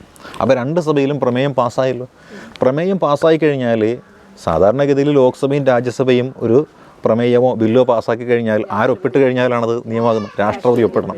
ഇപ്പോൾ ഇവർ പാസ്സാക്കിയിരിക്കുന്നത് എന്താണ്, രാഷ്ട്രപതിയെ പുറത്താക്കണമെന്നുള്ള പ്രമേയമല്ലേ. അപ്പോൾ ഞാനിതാ എന്നെ പുറത്താക്കിയിരിക്കുന്നതെന്നും പറഞ്ഞുകൊണ്ട് പ്രസിഡന്റ് ഒപ്പിടേണ്ടി വരും അല്ലേ. അതുകൊണ്ട് അതിൽ നിന്ന് ആ ഒരു മോശം അവസ്ഥയിൽ നിന്ന് പ്രസിഡന്റിനെ അവരെന്ത് ചെയ്യുന്നത്, ഈ പാതകം കൂടി അദ്ദേഹത്തെ കൊണ്ട് ചെയ്യിപ്പിക്കേണ്ടതിട്ട് 2 സഭയും പാസ്സായി കഴിഞ്ഞാൽ ഒപ്പ് വേണ്ട, പ്രസിഡന്റ് ഓൾറെഡി പുറത്താണ് എന്ന രീതിയിലേക്ക് വരികയാണ് കാര്യങ്ങൾ. ഇതാണ് ഇംപീച്ച്മെൻ്റ് എന്ന് പറയുന്നത്. ഇത് നമ്മൾ വീഡിയോയിൽ എടുത്തിട്ടില്ലായിരുന്നു. ഇപ്പോൾ ഇംപീച്ച്മെൻറ്റ് കിട്ടിയല്ലോ, ഓക്കെ. ഇത് ഇംപീച്ച്മെൻറ്റ് ആരുടെ, പ്രസിഡൻറ്റിൻ്റെ ഇംപീച്ച്മെൻറ്റാണ് അല്ലേ. അതിന് 4/1 ഈ ഇംപീച്ച്മെൻറ്റിൻ്റെ പ്രമേയം മൂവ് ചെയ്യിക്കാൻ വേണ്ടത് അല്ലേ. ഇനി ഇതേപോലെ നമ്മൾ നോക്കിയാൽ സുപ്രീം കോടതിയിലെയും ഹൈക്കോടതിയിലെയും ജഡ്ജിമാരെ ഇംപീച്ച് ചെയ്യാം, സെയിം പ്രോസസ്സ് തന്നെയാണ്.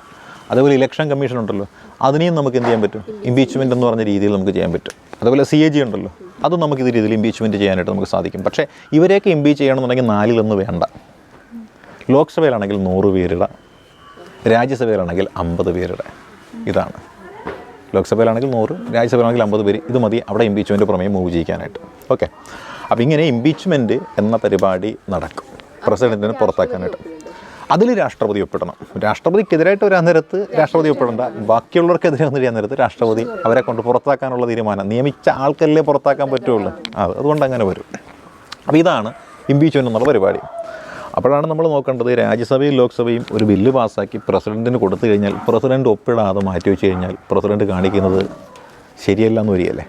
അപ്പോൾ പ്രസിഡൻറ്റിനെ പുറത്താക്കാനായിട്ടുള്ളൊരു ആയുധമല്ലേ പ്രസിഡൻറ്റ് ഈ രാജ്യസഭയ്ക്കും ലോക്സഭയ്ക്കും കൊടുക്കുന്നത്. അതുകൊണ്ട് രാജ്യസഭയും ലോക്സഭയും ഒരു ബില്ല് പാസ്സാക്കി പ്രസിഡൻറ്റിന് കൊടുത്തു കഴിഞ്ഞാൽ ആ ബില്ല് പ്രസിഡൻറ്റ് റിജക്റ്റ് ചെയ്യുമോ? ഇല്ല. കാര്യം റിജക്റ്റ് ചെയ്ത് കഴിഞ്ഞാൽ എന്ത് വരും? പ്രസിഡൻറ്റിന് ഇംപീച്ച്മെൻറ്റ് വരും. അതുകൊണ്ട് ലോക്സഭയും രാജ്യസഭയും പാസ്സാക്കി വിടുന്ന ബില്ല് പ്രസിഡൻറ്റ് ഒരിക്കലും എന്ത് ചെയ്യില്ല, റിജക്റ്റ് ചെയ്യില്ല. പിന്നെ റിജക്റ്റ് ചെയ്യാൻ പറ്റുന്ന എന്താണ്? പ്രസിഡൻറ്റിന് റിജക്റ്റ് ചെയ്യാൻ പറ്റുന്ന ബില്ല് പിന്നെ സംസ്ഥാനങ്ങൾ പാസ്സാക്കി വിടുന്ന ബില്ല് ഗവർണർ രാഷ്ട്രപതിയുടെ പരിഗണനയ്ക്ക് വിടും.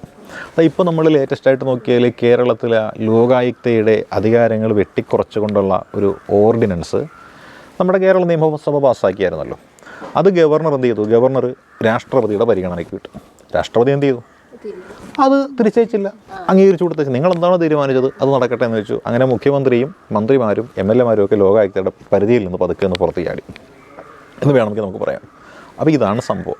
അപ്പോൾ സംസ്ഥാനങ്ങൾ പാസ്സാക്കി ഗവർണർ മുഖാന്തരം രാഷ്ട്രപതിയുടെ പരിഗണനയ്ക്ക് വിടുന്ന ബില്ലുകളുണ്ട്.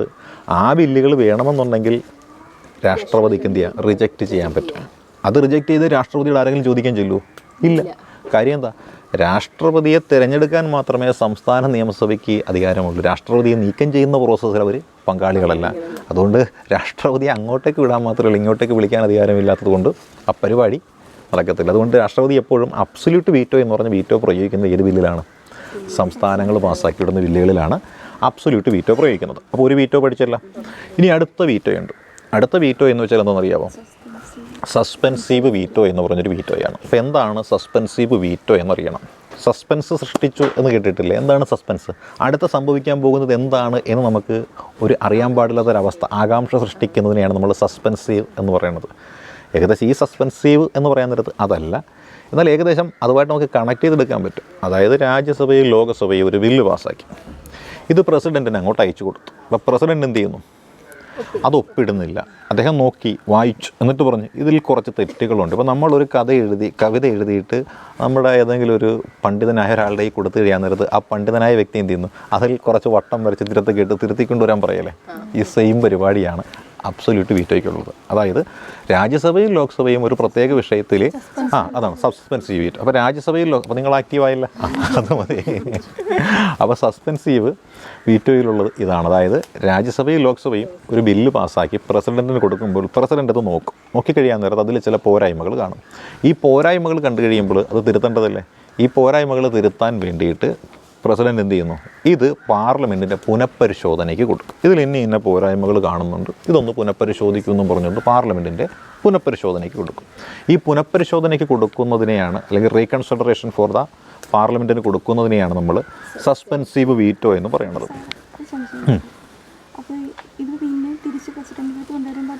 ഒപ്പിടണം. അതെ, ഒപ്പിടണം. അപ്പോൾ അങ്ങനെ പാർലമെൻറ്റിലേക്ക് ചെന്നല്ലേ സാധനം. അപ്പോൾ ഈ പാർലമെൻറ്റ് അംഗങ്ങൾക്ക് എന്ത് തോന്നും? എടാ ഞങ്ങൾ രണ്ട് കൂട്ടരും കൂടി പാസ്സാക്കി വിട്ട സാധനത്തെ അങ്ങേര് തിരിച്ചു വിട്ടു. ഇവർക്ക് എന്ത് തോന്നും? ചെറിയൊരു ഈവ തോന്നില്ലേ? അപ്പോൾ ഇവരുടെ വാശം തരിക. അങ്ങനെയാണെങ്കിൽ അയാളെ കൊണ്ട് പാസ്സാക്കിയിട്ട ബാക്കി കാര്യമുള്ളൂ. അപ്പോൾ എന്ത് ചെയ്യുന്നു? ഇവർ രണ്ടുപേരും കൂടി വീണ്ടും ഇത് ചർച്ച ചെയ്യും. പ്രസിഡൻറ്റ് വെച്ച സജഷൻസ് അല്ലെങ്കിൽ പ്രസിഡൻറ്റ് പറഞ്ഞ പോരായ്മകൾ ഇതെന്ത് ചെയ്യുന്നു? അവർ വേണമെങ്കിൽ പരിഗണിക്കും, ചിലപ്പോൾ പരിഗണിക്കുകയില്ല. എന്നിട്ട് എന്ത് ചെയ്യുന്നു? ഇവർ രണ്ടുപേരും ഇത് വീണ്ടും ഒന്നുകൂടി പാസ്സാക്കുക. ഞങ്ങൾ ചർച്ച ചെയ്ത് വീണ്ടും പാസ്സാക്കി വിടുന്നു. അപ്പോൾ പ്രസിഡൻറ്റ് സസ്പെൻസീവ് വീറ്റോ പ്രയോഗിച്ച, അല്ലെങ്കിൽ പ്രസിഡൻറ്റ് വീറ്റോ പ്രയോഗിച്ച ഈ ബില്ലിനെ രാജ്യസഭയും ലോക്സഭയും വീണ്ടും ഒന്നുകൂടി പാസ്സാക്കി പ്രസിഡൻറ്റിന് വിടുകയാണ്. അത് വീറ്റോ പ്രയോഗിച്ച സാധനത്തെ വീണ്ടും ക്വാളിഫൈ ചെയ്യിപ്പിക്കുകയാണ് അങ്ങോട്ടേക്ക്. അപ്പോൾ പ്രസിഡൻറ്റ് കൊടുക്കുകയല്ലേ? അപ്പോൾ വീറ്റോ പ്രയോഗിച്ച സാധനത്തെ പാർലമെൻറ്റ് വീണ്ടും പ്രസിഡൻറ്റിന് അയക്കുമ്പോൾ അതിനെ ക്വാളിഫൈഡ് വീറ്റോ എന്നാണ് പറയുന്നത്. കേട്ടിട്ടില്ലേ? അപ്പം സസ്പെൻസീവ് വീറ്റോ പഠിച്ചു. സസ്പെൻസീവ് വീറ്റോ പ്രയോഗിച്ച സാധനത്തെ പാർലമെൻറ്റ് ഭേദഗതി വരുത്തിയിട്ട് വീണ്ടും പാസ്സാക്കി പ്രസിഡൻറ്റിന് കൊടുക്കുകയാണ്. വീറ്റോ പ്രയോഗിച്ച സാധനം ക്വാളിഫൈഡ് ആയില്ലേ? അപ്പോൾ അതെന്ത് വീറ്റോ? ക്വാളിഫൈഡ് വീറ്റോ ആയി. അപ്പോൾ ക്വാളിഫൈഡ് വീറ്റോ ക്വാളിഫൈഡ് വീറ്റോ ആയി പ്രസിഡൻറ്റിൻ്റെ അടുത്തേക്ക് വീണ്ടും ചെല്ലുകയല്ലേ? ക്വാളിഫൈ ആയിട്ട് ചെയ്യുകയല്ലേ? ക്വാളിഫൈ പാസ്സായി. എത്രയാണ്? 10 ക്വാളിഫൈ ചെയ്ത്, അല്ല ഡിഗ്രി ക്വാളിഫൈ ചെയ്ത്, അപ്പോൾ യോഗ്യത നേടിയെന്നല്ല പറയണം. അപ്പോൾ പാർലമെൻറ്റ് വീറ്റോ പ്രയോഗിച്ച സാധനത്തെ ക്വാളിഫൈ ചെയ്യിപ്പിച്ച് പ്രസിഡൻറ്റിൻ്റെ അടുത്തേക്ക് വീണ്ടും കൊടുത്തു. പിന്നെ പ്രസിഡൻറ്റ് എന്തെങ്കിലും മാർഗമുണ്ടോ?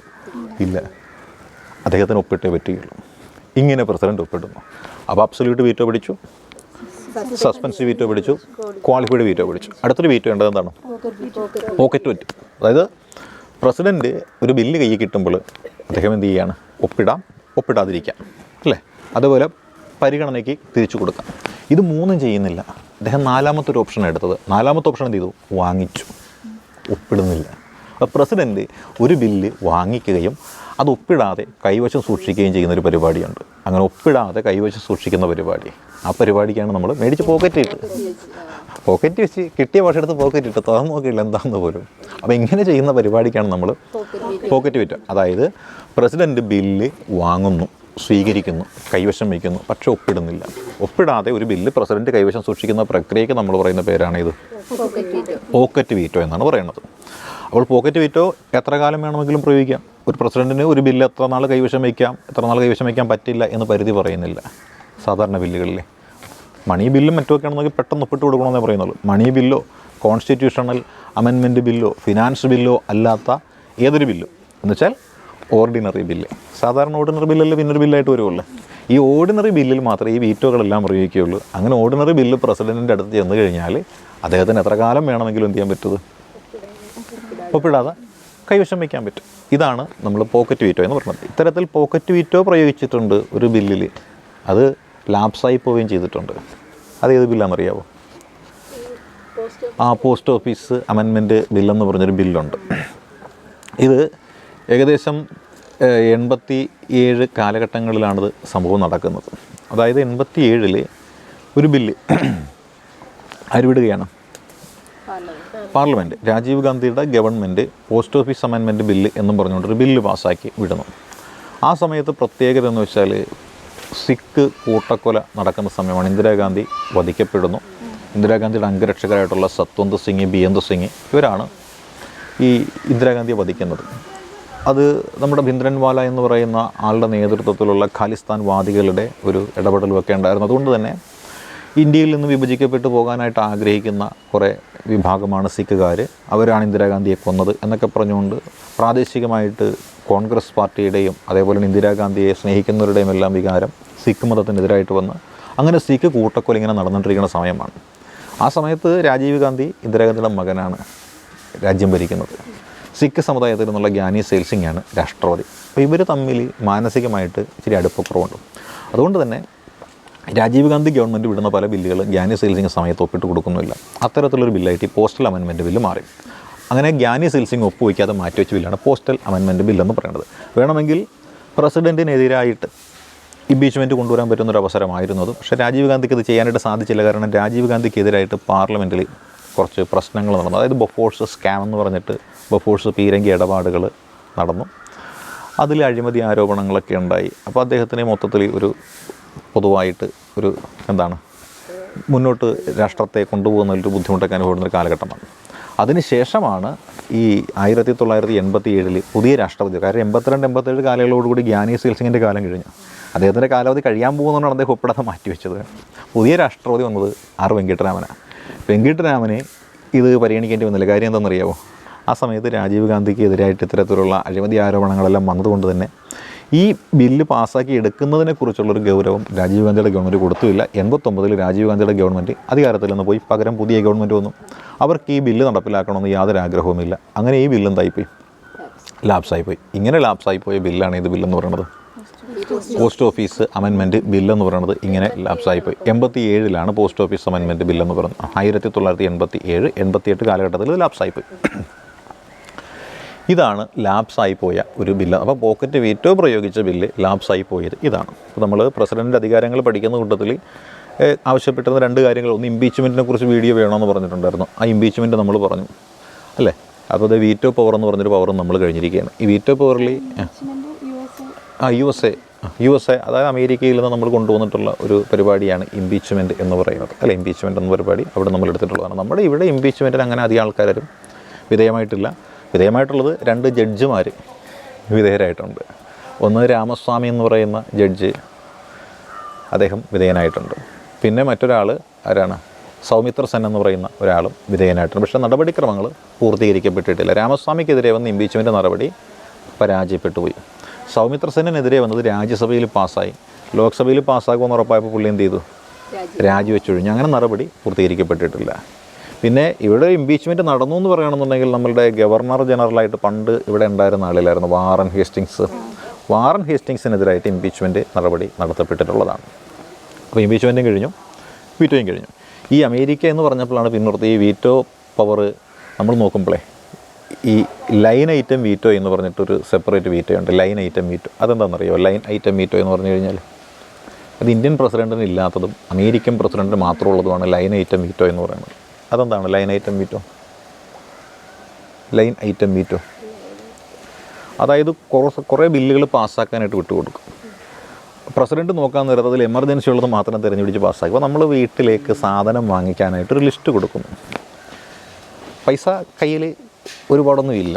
അപ്പോൾ എന്ത് ചെയ്യുന്നു? എമർജൻസിയുള്ള സാധനം മാത്രം നമ്മൾ ലിസ്റ്റിൽ നിന്ന് തിരഞ്ഞെടുത്ത് വാങ്ങിക്കുന്ന പോലത്തെ പരിപാടി. അതായത് ഒരുപാട് ആവശ്യങ്ങൾ ഉള്ള ഒരു ബില്ലാണ് കൊടുക്കുന്നത്. അതിൽ നിന്ന് പ്രധാനപ്പെട്ടത് ആവശ്യമുള്ളതെന്ന് തോന്നുന്ന കാര്യങ്ങൾ മാത്രം എന്ത് ചെയ്യുന്നു? തിരഞ്ഞെടുക്കുന്നു, എന്നിട്ടത് ഇതാക്കുന്നു. ഇതാണ് ലൈൻ ഐറ്റം വീറ്റോ എന്ന് പറയുന്നത്. അത് നമുക്കില്ല. എവിടെയുള്ളത്? അമേരിക്കൻ പ്രസിഡൻറ്റിന് മാത്രമുള്ളതാണ് ലൈൻ ഐറ്റം വീറ്റോ. ഇത്രയും കാര്യങ്ങൾ നമ്മളിപ്പോൾ പോയത് ലെജിസ്ലേറ്റീവ് പവർ പറഞ്ഞ കൂട്ടത്തിൽ ഇത് പോയത് അല്ലേ? അപ്പോൾ അടുത്തൊരു ലെജിസ്ലേറ്റീവ് പവർ. അപ്പോൾ ബില്ല് ഒപ്പിടണമെന്നുണ്ടെങ്കിൽ അത് നിയമമാകണമെന്നുണ്ടെങ്കിൽ പ്രസിഡൻറ്റ് വേണമെന്നും അങ്ങനെ പ്രസിഡൻറ്റ് നിയമനിർമ്മാണ പ്രക്രിയയിൽ അവിഭാജ്യ ഘടകമാണ് എന്നുമാണ് നമ്മളിപ്പോൾ പറഞ്ഞു വെച്ചത്. ഓക്കെ. ഇനി ഈ സഭ കൂടുന്നില്ല, നിയമസഭ അല്ലെങ്കിൽ പാർലമെൻറ്റ് കൂടുന്നില്ല. പക്ഷേ അടിസ്ഥാനപരമായിട്ടൊരു നിയമം വളരെ വളരെ അനിവാര്യമാണ്. എന്തു ചെയ്യും അങ്ങനത്തെ സന്ദർഭത്തിൽ? സാധാരണ നമ്മൾക്കറിയാം, പാർലമെൻറ്റ് കൂടുന്നു, രാജ്യസഭയും ലോക്സഭയും കൂടുന്നു, ചർച്ച ചെയ്യുന്നു, അതിനുശേഷം പ്രസിഡൻറ്റിന് ബില്ല് അയച്ചു കൊടുക്കുന്നു, പ്രസിഡൻ്റ് അതിൽ ഒപ്പുവയ്ക്കുന്നു. അപ്പോഴാണ് നിയമമാകുന്നത്. ഇത് നേരെ റിവേഴ്സ് ഓർഡറിൽ വരും. അതിനെ നമ്മൾ വിളിക്കുന്നത് ഓർഡിനൻസ് എന്ന് പറയും. റിവേഴ്സ് ഓർഡറിൽ വരുന്നതാണ് ഓർഡിനൻസ്. സാധാരണ ചർച്ച ചെയ്ത് സഭയിൽ ചർച്ച ചെയ്ത് വോട്ടിനിട്ട് പാസ്സാക്കിയിട്ട് പ്രസിഡൻറ്റിൻ്റെ അടുത്ത് ചെല്ലുമ്പോൾ പ്രസിഡൻറ്റ് ഒപ്പിടുന്നത് നിയമം. ഈ നിയമം എന്നത് ഏറ്റവും അവസാനം ഒപ്പിടുന്നതാണ് പ്രസിഡൻറ്റ് അല്ലേ? ആകണമെന്നുണ്ടെങ്കിൽ നേരെ മറിച്ച് ഓർഡിനൻസിൽ ഏറ്റവും ആദ്യം സംഭവിക്കുന്നതാണ് പ്രസിഡൻറ്റ് കയറി ഒപ്പിടുന്നു. അപ്പോൾ പ്രസിഡൻറ്റിനോട് ഈ ഗവൺമെൻറ് പറയുന്നത് ഇങ്ങനത്തെ ഒരു നിയമം അത്യാവശ്യമാണെന്ന് പറയുന്നു. പ്രസിഡൻറ്റ് രണ്ടും വട്ടം ആലോചിച്ച് അല്ലെങ്കിൽ ഒരു വട്ടവും നോക്കാതെ എന്ത് ചെയ്യുന്നു? ഒപ്പിട്ട് കൊടുക്കുന്നു. അപ്പം നിയമമായി. ഈ നിയമം ഇങ്ങനെ ആയിക്കഴിഞ്ഞാൽ അതിന് 6 മാസത്തെ ഗ്യാരണ്ടി മാത്രമേ ഉള്ളൂ. ഒരു നിയമത്തിന് 6 മാസത്തെ ഗ്യാരണ്ടി മാത്രമേ ഉള്ളൂ. ആ 6 മാസം കഴിയുമ്പോൾ അത് ലാപ്സായി പോകും. അതല്ല എന്നുണ്ടെങ്കിൽ എന്ത് ചെയ്യണം? ഓർഡിനൻസിൻ്റെ കാലാവധി നീട്ടിക്കൊടുക്കണം. അങ്ങനെ നീട്ടി 6 മാസം കൂടുമ്പോൾ ഇങ്ങനെ ഈ കരാർ തൊഴിലാളികൾക്ക് കരാർ നീട്ടി കൊടുക്കുന്ന പോലെ ഓർഡിനൻസ് നീട്ടിക്കൊണ്ടുപോകാം. പക്ഷേ ഒരു ഓർഡിനൻസ് നിയമം ആകണമെന്നുണ്ടെങ്കിൽ എന്ത് ചെയ്യണം? ഈ കരാർ കാലാവധി കഴിയുമ്പോൾ അല്ലെങ്കിൽ അത് ലാപ്സായി പോകും. അത് ലാപ്സാവാതിരിക്കണമെന്നുണ്ടെങ്കിൽ എന്ത് ചെയ്യണം? ഒന്നുകിൽ നീട്ടിക്കൊടുക്കണം, അതല്ലെങ്കിൽ നിയമം ആക്കണം. അങ്ങനെ നിയമം ആക്കുന്നത് എങ്ങനെയാണ്? എങ്ങനെയാണ് നിയമം ആക്കുന്നത് അറിയാവോ? നിയമം ആക്കുന്നത് എങ്ങനെയാണ്? നിയമം ആക്കണമെന്നുണ്ടെങ്കിൽ അവിടെ ചെയ്യുന്നൊരു പ്രോസസ്സ് മറ്റൊന്നാണ്. അവിടെ ഈ നിയമസഭ കൂടുമ്പോൾ 6 ആഴ്ചയ്ക്കകം ഇത് പാസ്സാക്കി എടുക്കണമെന്നുള്ളതാണ് വ്യവസ്ഥ. നിയമസഭ കൂടുമ്പോൾ 6 ആഴ്ചയ്ക്കകം അത് പാസ്സാക്കി എടുക്കണം. അതായത് 6 മാസം കഴിയാൻ നേരത്ത് ലാപ്സായി പോകും. ലാപ്സാവാതിരിക്കണം എന്നുണ്ടെങ്കിൽ ഈ 6 മാസത്തിനകം നിയമസഭ ചേരണം.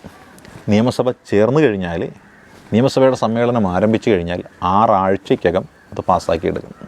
അപ്പോൾ സാധാരണഗതിയിൽ ഒരു ഓർഡിനൻസിൻ്റെ ആയുസ് എത്രയാണെന്ന് ചോദിച്ചു കഴിഞ്ഞാൽ നമ്മൾ പറയും എത്രയാണ്?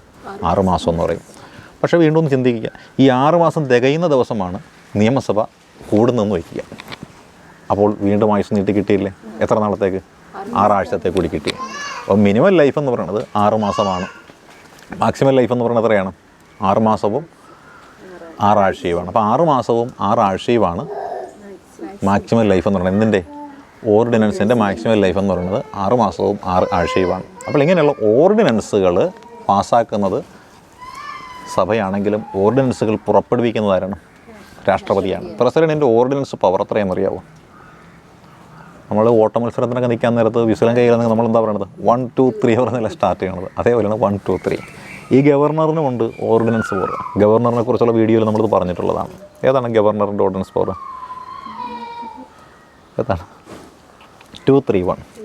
213 ആണ്. 213. 1 2 3 1 2 3 എന്നുള്ളത് പ്രസിഡൻ്റെതാണെങ്കിൽ 2 1 3 എന്നുള്ളത് ഗവർണറുടേതാണ്. ഇതാണ് ഓർഡിനൻസ് പവർ എന്ന് പറയുന്നത്. പിന്നെ നമ്മൾ നോക്കിയാൽ നമ്മുടെ സഭയിൽ ബജറ്റ് എന്ന് പറഞ്ഞ സംവിധാനമില്ലേ? ബജറ്റ്. ഈ ബജറ്റ് അവതരിപ്പിക്കുന്നത് ആരാണ്? ധനകാര്യ വകുപ്പ് മന്ത്രിയാണ്. ഈ ബജറ്റ് അവതരിപ്പിക്കണമെന്നുണ്ടെങ്കിൽ അവിടെ ഒരു സമ്മേളനം വിളിച്ചു ചേർക്കണം. ആ സമ്മേളനം ആര് വന്നെങ്കിൽ ആരംഭിക്കുകയുള്ളൂ? രാഷ്ട്രപതിയുടെ നയപ്രഖ്യാപന പ്രസംഗത്തോടുകൂടി മാത്രമേ ആരംഭിക്കുകയുള്ളൂ, അല്ലേ? ഇപ്പോൾ രാഷ്ട്രപതിയുടെ നയപ്രഖ്യാപന പ്രസംഗത്തോടുകൂടി മാത്രമേ എന്താരംഭിക്കുകയുള്ളൂ? ബഡ്ജറ്റ് എന്ന് പറയുന്നത് ആരംഭിക്കുകയുള്ളൂ. അപ്പോൾ ബഡ്ജറ്റ് പ്രസംഗം നടക്കണമെന്നുണ്ടെങ്കിൽ രാഷ്ട്രപതി വരണം. ബഡ്ജറ്റ് അവതരിപ്പിക്കണമെന്നുണ്ടെങ്കിൽ രാഷ്ട്രപതി ഒന്ന് പ്രസംഗിച്ചിട്ട് പോയെങ്കിൽ മാത്രമേ ബഡ്ജറ്റ് അവതരിപ്പിക്കുകയുള്ളൂ. ഇനി അതുകൂടാതെ ഒരു വർഷത്തിൽ ആദ്യ സമ്മേളനം ചേരുമ്പോൾ പ്രസിഡൻറ്റിൻ്റെ സാന്നിധ്യം വേണം സഭയിൽ. തിരഞ്ഞെടുപ്പ് കഴിഞ്ഞിട്ട് പുതിയ ഗവൺമെൻറ് അവരുടെ ആദ്യത്തെ സമ്മേളനം നടത്തുമ്പോഴും ആരുടെ സാന്നിധ്യം വേണം? രാഷ്ട്രപതിയുടെ സാന്നിധ്യം വേണം. ഇതൊക്കെയാണ് നിയമനിർമ്മാണവുമായി ബന്ധപ്പെട്ടുകൊണ്ട് പ്രസിഡൻറ്റിനെ കുറിച്ച് നമ്മൾ മനസ്സിലാക്കേണ്ടുന്ന കാര്യങ്ങൾ. അപ്പോൾ legislative power of the president എന്ന് പറയുന്ന നേരത്ത് ഈ പറഞ്ഞ കാര്യങ്ങളൊക്കെ തന്നെയാണ് ഉള്ളത്. മന്ത്രിമാരെ അല്ലേ ചെയ്യുന്ന ആ റോള് ഫലപ്രദമായിട്ട് ചെയ്യണമെന്നുണ്ടെങ്കിൽ പ്രസിഡൻറ്റ് കൂടി വേണം. അതേപോലെ വീണ്ടും നമ്മൾ നോക്കിയാൽ ഈ ദൈനംദിന കാര്യങ്ങൾ, ഗവൺമെൻറ്റിൻ്റെ ഭരണത്തിൻ്റെ ദൈനംദിന കാര്യങ്ങൾ പ്രധാനമന്ത്രി രാഷ്ട്രപതി അറിയിക്കണമെന്ന ആർട്ടിക്കിൾ 78 പ്രകാരമാണ് പറയണത്. 78 അത് പറയുന്നത് കമ്മ്യൂണിക്കേഷൻ ചാനലായിട്ട് ആര് പ്രവർത്തിക്കുന്നു? പ്രധാനമന്ത്രി പ്രവർത്തിക്കുന്നു. മന്ത്രിസഭയ്ക്കും ഗവർണറുടെയും ഇടയിലും മന്ത്രിസഭയുടെയും പ്രസിഡൻറ്റിൻ്റെയും ഇടയിലുള്ള ഒരു കമ്മ്യൂണിക്കേഷൻ ചാനലായിട്ട് പ്രധാനമന്ത്രി പ്രവർത്തിക്കുന്നു എന്ന് പറയണതാണ് ആർട്ടിക്കിൾ 78. അതേപോലെ തന്നെ പ്രസിഡൻറ്റിനെ ദൈനംദിന ഭരണകാര്യങ്ങളിൽ മന്ത്രിസഭ സഹായിക്കണം എന്ന് പറയുന്നതാണ് 74 എന്ന് പറയുന്ന ഒരു ആർട്ടിക്കിൾ എന്ന് പറയുന്നത്. അപ്പോൾ ഈ വക കാര്യങ്ങളൊക്കെ നോക്കാൻ നേരത്ത് ഇത് ലെജിസ്ലേറ്റീവ് പവർ എന്ന രീതിയിൽ നമുക്ക് മനസ്സിലാക്കാൻ പറ്റുന്ന കാര്യമാണ്. ഇനി അടുത്തൊരു പവറാണ് ഇത് എന്ന് പറയുന്നത് ജുഡീഷ്യൽ പവർ എന്ന് പറയുന്നത്. കേട്ടിട്ടുണ്ടോ ജുഡീഷ്യൽ പവർ എന്താണ്?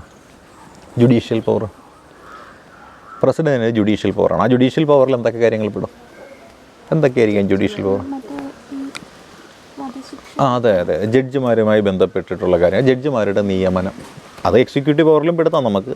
ഇവിടെ ജുഡീഷ്യൽ പവറിൽ നമുക്ക് പെടുത്താം. അപ്പോൾ ജഡ്ജിമാരുടെ നിയമനം നമുക്ക് പറയാൻ പറ്റും. പിന്നെന്ത് പറയാൻ പറ്റും? ജഡ്ജിമാരുടെ റിമൂവൽ നമുക്ക് പറയാൻ പറ്റും, അല്ലേ? പിന്നെന്ത് പറയാൻ പറ്റും? പിന്നെന്താ പറയാൻ പറ്റുക? വധശിക്ഷ. അതിന് നമ്മൾ പൊതുവായിട്ട് പറയുന്നൊരു പേരുണ്ട്, പാർഡനിങ് പവർ എന്നാണ് പറയണം. പാർഡനിങ് പവർ എന്ന് വെച്ചാൽ ഇളവ് ചെയ്ത് കൊടുക്കുക, ശിക്ഷയിൽ ഇളവ് ചെയ്ത് കൊടുക്കുന്ന പ്രക്രിയ. അതിനൊരു ആർട്ടിക്കിളുണ്ട്. ഏതാണ് ആർട്ടിക്കിൾ എന്നറിയാവോ? പാർഡനിങ് പവറിനെ കുറിച്ച് പ്രതിപാദിക്കുന്ന ആർട്ടിക്കിൾ ഏതാണെന്നറിയാവോ? പാർഡനിങ് പവറിനെ പറ്റി പ്രതിപാദിക്കുന്ന ആർട്ടിക്കിൾ ഗവർണർക്കുമുണ്ട് പ്രസിഡൻറ്റിനുമുണ്ട് പാർഡനിങ് പവർ. ഗവർണറുടെ പാർഡനിങ് പവർ എന്ന് പറയാൻ നേരത്ത് 161. ഗവർണറുടെ പാർഡനിങ് പവർ 161. ഗവർണറുടെ പാർഡനിങ് പവർ 161. പ്രസിഡൻറ്റിൻ്റെയാ 161. 161 ഗവർണറുടെ പാർഡനിങ് പവർ. പ്രസിഡൻറ്റിൻ്റെ എത്രയാണെന്നറിയാവോ? 72. 72, വെറും 72. അപ്പോൾ എന്തൊക്കെയാണ് ഈ പാർഡനിങ് പവറിലുള്ളത്? പ്രസിഡൻറ്റിൻ്റെ പാർഡനിങ് പവറിന് നമുക്ക് 5 തരംതിരിക്കാൻ പറ്റും. അറിയോ? അറിയാമോ? ഒന്ന് നമ്മൾ സാധാരണ പാർഡൻ എന്ന് പറയുന്നു, പിന്നുള്ളത് കമ്മ്യൂട്ട് എന്ന് പറയുന്നു, റെമിറ്റ് എന്ന് പറയുന്നു, റെസ്പൈറ്റ് എന്ന് പറയുന്നു, റീപ്രൈവ് എന്ന് പറയുന്നു. ഇങ്ങനെ 5 രീതിയിൽ, അതായത് എല്ലാത്തിനും ഒറ്റത്തടി മരം എന്ന് പറയുന്നില്ലേ, തെങ്ങ്, കവുങ്ങ്, പന എന്നൊക്കെ പറയുന്നില്ലേ, ഇതേ രീതിയിൽ നമുക്ക് ഈ പാർഡനിങ് പവറിനെ വ്യത്യാസപ്പെടുത്തിയിരിക്കും. പക്ഷേ എല്ലാത്തിനും നമുക്ക് ഐഡൻറ്റിഫൈ ചെയ്യാൻ പറ്റും. ഒറ്റത്തടി വൃക്ഷമാണല്ലേ. ദയാ ഹർജി എന്ന് പറയുന്നത് കോമൺ ആയിട്ട് നമ്മൾ പ്രസിഡൻറ്റിൻ്റെ എന്താണ് പൊതുമാപ്പെന്ന് നമ്മൾ കോമൺ ആയിട്ട് പറയുന്നത് 72. പക്ഷേ പല സാഹചര്യങ്ങളിലാണ് ഇത് കൊടുക്കുന്നത്. നമ്മൾ ഒന്നാമത് നോക്കിക്കഴിഞ്ഞാൽ പാർഡൻ എന്ന് പറയുന്നുണ്ട്. പാർഡൻ അതാണ് ഒന്നാമത്തത്. അതെന്താണെന്നറിയാവോ? ഒരു വ്യക്തി ചെയ്ത കുറ്റങ്ങളിൽ നിന്ന് അയാളെ പൂർണ്ണമായിട്ടും ഒഴിവാക്കി പൊതുമാപ്പ് കൊടുക്കുന്ന പരിപാടിക്കാണ് പാർഡനിങ് പവർ എന്ന് പറയുന്നത്. അപ്പോൾ പാർഡൻ എന്ന് വെച്ചാൽ എന്താണെന്ന് വെച്ചാൽ ഒരു വ്യക്തിയെ സമ്പൂർണ്ണമായിട്ട് കുറ്റവിമുക്തനാക്കുന്ന നടപടിക്കാണ് നമ്മളെന്ത് പറയണത്? പാർഡൻ എന്ന് പറയുന്നത്. അയാൾ എന്ത് തെറ്റ് ചെയ്തു, എത്രത്തോളം അതിന് ആഴമുണ്ടോ ഒന്നും നോക്കുന്നില്ല. അയാൾ എന്ത് ചെയ്യാണ്? അയാളെ മാന്യനാക്കി വിടുകയാണ്. തെറ്റുകാരനല്ല എന്ന് പറഞ്ഞു വിടുന്ന പരിപാടിക്കാണ് പാർഡൻ എന്ന് പറയുന്നത്. ഇനി മറ്റൊരു പരിപാടിയുണ്ട്, അതിൻ്റെ പേരാണ് കമ്മ്യൂട്ടേഷൻ എന്ന് പറയുന്നു. കമ്മ്യൂട്ടേഷൻ എന്താണ്? കമ്മ്യൂട്ടേഷൻ കേട്ടിട്ടുണ്ടോ? കമ്മ്യൂട്ടേഷൻ എന്നുള്ള പേര് കേട്ടിട്ടുണ്ടോ? കമ്മ്യൂട്ടേഷൻ എന്താണ്? കമ്മ്യൂട്ടേഷൻ കമ്മ്യൂട്ടേഷൻ അറിയാവോ? കമ്മ്യൂട്ടേഷൻ ചെയ്യുന്ന കാര്യം വെച്ചാൽ ഒരാളെ വധശിക്ഷയ്ക്ക് വിധിച്ചു. 1,00,000 പേരുടെ ഒപ്പ് ശേഖരണം നടന്നു. രാഷ്ട്രപതിക്ക് അയച്ചു കൊടുത്തു. രാഷ്ട്രപതി എന്ത് ചെയ്തു? ദയാഹർജി പരിഗണിച്ച് അയാൾ എന്ത് ചെയ്തു? വധശിക്ഷയിൽ നിന്ന് ഒഴിവാക്കിയിട്ട് ജീവപര്യന്തം എന്നൊരു തടവാക്കി. അതായത് വധശിക്ഷ ഒഴിവാക്കിയിട്ട് ജീവപര്യന്തം, അതായത് ഒരു കഠിന തടവാക്കി വെച്ചു. അപ്പോൾ കമ്മ്യൂട്ടേഷൻ എത്രയേ ഉള്ളൂ? വധശിക്ഷയിൽ നിന്ന് ഒഴിവാക്കിക്കൊണ്ട് ജീവപര്യന്തം എന്ന് പറഞ്ഞൊരു തടവാക്കി മാറ്റുന്ന പരിപാടി. ജീവപര്യന്തമോ 14 വർഷമോ 20 വർഷമോ എത്ര വർഷം വേണമെങ്കിലും ആകാം. തൂക്കുമരത്തിൽ നിന്ന് ആളിനെ ഒഴിവാക്കിയിട്ട്, അല്ല, സെൻറ്റൻസ് ടു ഡെത്തിൽ നിന്ന് ഒഴിവാക്കിയിട്ട് എന്ത് കൊടുക്കുകയാണ്? അതെ, ഒരു ലൈഫ് ടൈം ഇംപ്രിസൺമെൻറ്റ്, ജീവപര്യന്തം തടവ് എന്നൊക്കെ പറഞ്ഞു കൊടുക്കുകയല്ലേ. അത് വേണമെങ്കിൽ നമുക്ക് ഈ കമ്മ്യൂട്ടേഷൻ എന്നുള്ള രീതിയിൽ നമുക്ക് പറയാൻ പറ്റും. അപ്പോൾ ഒപ്പിടുക എന്ന് വെച്ചാൽ ഇപ്പോൾ വധശിക്ഷ എന്ന് പറഞ്ഞത് ഒരാൾക്ക് വിധിച്ചിരിക്കുകയാണ്.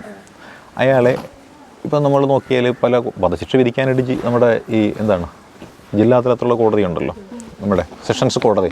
കഴിഞ്ഞ ദിവസം മണ്ണഞ്ചേരിയിൽ ഒരു രാഷ്ട്രീയ കൊലപാതകത്തിൽ വധശിക്ഷയൊക്കെ വന്നല്ലോ. അപ്പോൾ അത് ഈ കോടതിക്ക് വിധിക്കാൻ പറ്റും. ഏത്? സെഷൻസ് കോടതിക്ക്. അത് ഹൈക്കോടതിയെ ശരിവയ്ക്കേണ്ടത്. ഹൈക്കോടതി ശരിവയ്ക്കണമെങ്കിൽ മാത്രമേ നടപ്പിലാക്കുകയുള്ളൂ. ഹൈക്കോടതി ശരിവെച്ചെന്ന് നോക്കുക. ഇവരെന്ത് ചെയ്യുന്നു? സുപ്രീം കോടതിയിൽ അപ്പീൽ കൊടുക്കും. സുപ്രീം കോടതിയിൽ അപ്പീൽ കൊടുക്കാൻ സുപ്രീം കോടതി ശരിവെച്ചു. സുപ്രീം കോടതിക്ക് മുകളിൽ പിന്നെ ആരെങ്കിലും ഉണ്ടോ? ഇല്ല. പിന്നെ നമ്മൾ പഠിച്ചിട്ടുള്ളത് ഗവർണറും പ്രസിഡൻറ്റും മാത്രമേ നിയമത്തിന് മുന്നിൽ സമന്മാരല്ലാതെയുള്ള, അവരാണ് നിയമത്തിന് മുകളിലുള്ളതെന്നുള്ളത്. പിന്നെ അവർക്ക് ഒരു കത്ത് കൊടുക്കാം, അപേക്ഷ കൊടുക്കാം, മാപ്പപേക്ഷ കൊടുക്കാൻ നേരത്ത് ഒരുപാട് പേരുടെ ഒപ്പ് ശേഖരണം, 1,00,000 പേരുടെ ഒപ്പാണ് പറയുന്നത്. ആ 1,00,000 പേരുടെ ഒപ്പ് ശേഖരിച്ചിട്ട് ഒരു കത്ത് തയ്യാറാക്കിയിട്ട് പ്രസിഡന്റ് കൊടുക്കുകയാണെങ്കിൽ അത് വേണമെങ്കിൽ പ്രസിഡന്റിനെ പരിഗണിക്കാം. അങ്ങനെ അംഗീകരിച്ചു കഴിഞ്ഞാൽ എന്ത് ചെയ്യുന്നു? വധശിക്ഷ എന്നുള്ളത് ഒഴിവാക്കുന്നു. കാരണം അയാൾ കുറ്റം ചെയ്തതുകൊണ്ടാണല്ലോ വധശിക്ഷ വിധിച്ചിരിക്കുന്നത്. അപ്പോൾ അയാളെ കൊല്ലുന്നില്ല, വധിക്കുന്നില്ല, പകരം അയാൾക്ക് ജീവപര്യന്തം തടവ്. ഇതാണ് കമ്മ്യൂട്ടേഷൻ എന്ന് പറയുന്നത്. 2 പിടിച്ചില്ലേ? ഇനി അടുത്ത സംഭവം ഉണ്ടെന്ന് അറിയാമോ? റെമിറ്റ് എന്ന് പറഞ്ഞൊരു പരിപാടിയുണ്ട്. റെമിറ്റ് എന്താണ്? റെമിറ്റ് എന്നറിയാമോ? റെമിറ്റ് വളരെ സിമ്പിളാണ്. ഒരു കുറ്റം ചെയ്ത ഒരാളിനെ ഒരു 8 വർഷം കഠിന തടവിന് ശിക്ഷിച്ചു. 8 വർഷം കഠിന തടവിന് ശിക്ഷിച്ചു. അപ്പോൾ അയാൾ 8 വർഷം കഠിന തടവ് അനുഭവിച്ചേ പറ്റുകയുള്ളൂ. പക്ഷേ അയാൾ വളരെ മാന്യമായ രീതിയിലുള്ള നടപടികളിലൂടെ ജയിലിൽ ആൾക്കാരെ എല്ലാവരെയും കയ്യിലെടുക്കുന്നു. അയാൾക്ക് ചെയ്ത തെറ്റിൽ പശ്ചാത്താപമുണ്ട്. ഇതൊക്കെ കാണിച്ചുകൊണ്ട് അയാൾക്ക് ശിക്ഷയിൽ ഇളവ് ചെയ്ത് കൊടുക്കണമെന്ന് പറഞ്ഞുകൊണ്ട് പ്രസിഡൻറ്റിനൊരു നിവേദനം കൊടുത്തു കഴിഞ്ഞാൽ പ്രസിഡന്റ് എന്ത് ചെയ്യും? 8 വർഷം എന്നുള്ളത് ഒരു 5 വർഷം കഠിന തടവാക്കും. അപ്പോൾ 3 വർഷം കുറച്ച് കിട്ടിയില്ലേ? ഇതാണ്. അതായത് റെമിറ്റ് നമ്മൾ പറഞ്ഞതാണത്. റെമിഷൻ എന്ന് പറഞ്ഞാൽ റെമിഷൻ അല്ലെങ്കിൽ റെമിറ്റ് ചെയ്യുക. റെമിഷൻ എന്ന് പറഞ്ഞാൽ റെമിഷൻ. അപ്പോൾ കമ്മ്യൂട്ടേഷൻ, പാർഡൺ, റെമിഷൻ. അപ്പോൾ റെമിറ്റ് ചെയ്യുക എന്ന് വെച്ചാൽ ഇതാണ് ഉദ്ദേശിക്കുന്നത്. കഠിന തടവ് എന്നുള്ളത് കാലാവധി ചുരുക്കി കൊടുക്കുന്നു. കഠിന തടവിൻ്റെ കാലാവധി ചെറിയൊരു കാലാവധിയിലേക്ക് കൊണ്ടുവന്ന് കൊടുക്കുന്ന പരിപാടിക്കാണ് റെമിഷൻ എന്ന് പറയുന്നത്. ഇനി 4ാമത്തെ, ജയിലിൽ നല്ല ഇതാണോ എന്ന് ആ ജയിൽ അധികൃതർ റിപ്പോർട്ട് ചെയ്ത് കൊടുക്കും. നല്ല നടപ്പ് അവരുടെ റിപ്പോർട്ടിൻ്റെ അടിസ്ഥാനത്തിലാണ്. അതെ. ഇനി അതേപോലെ നമ്മൾ നോക്കിയാൽ 4ാമത് നമ്മൾ നോക്കിയാൽ അത് റെസ്പൈറ്റ് എന്ന് പറഞ്ഞൊരു പരിപാടിയുണ്ട്. റെസ്പൈറ്റ് എന്താണ്? റെസ്പൈറ്റ് എന്നറിയാമോ? റെസ്പൈറ്റ് ചില പ്രത്യേക സാഹചര്യങ്ങൾ പരിഗണിച്ചുകൊണ്ട് ശിക്ഷയിൽ ഇളവ് ചെയ്ത് കൊടുക്കുന്നതിനാണ് നമ്മൾ റെസ്പൈറ്റ് എന്ന് പറയുന്നത്. 2 എക്സാമ്പിൾ നമുക്ക് പറഞ്ഞു കഴിഞ്ഞാൽ, ഒന്ന് നിങ്ങൾ കേട്ട് കാണും, മറ്റേ മമ്മൂട്ടിയുടെ ഒരു സിനിമയില്ല, ധ്രുവം എന്ന് പറഞ്ഞൊരു സിനിമ. അതിനകത്തൊരു ഹൈദർ മരക്കാർ എന്ന് പറഞ്ഞിട്ടുള്ള ഒരു വില്ലനില്ലേ? ഹൈദർ മരക്കാർ എന്ന് പറഞ്ഞാൽ കണ്ടു കാണാം നിങ്ങൾ. ആളിന്ന് തൂക്കിക്കൊല്ലാനായിട്ട് വിധി വന്നു. അപ്പോൾ പുള്ളി എന്ത് ചെയ്യുന്നു? തോക്കെടുത്ത് കാലിൽ വെടിവെച്ച് കാല് മുറിച്ച് കളഞ്ഞു. വികലാംഗനായി, ഭിന്നശേഷിക്കാരനായി. എന്നിട്ട് രാഷ്ട്രപതിക്ക് വികലാംഗനാണെന്ന് കാണിച്ചുകൊണ്ടൊരു നിവേദനം കൊടുക്കുമ്പോൾ എന്ത് ചെയ്യുന്നു? ആളുടെ വധശിക്ഷ ഒഴിവാക്കി ജീവപര്യന്തമാക്കി വിട്ടില്ലേ? ഇത് ഒരു എക്സാമ്പിൾ. ഇനി അതേപോലെ മറ്റൊരു എക്സാമ്പിൾ പറഞ്ഞു കഴിഞ്ഞാൽ ഈ രാജീവ് ഗാന്ധി വധക്കേസ്.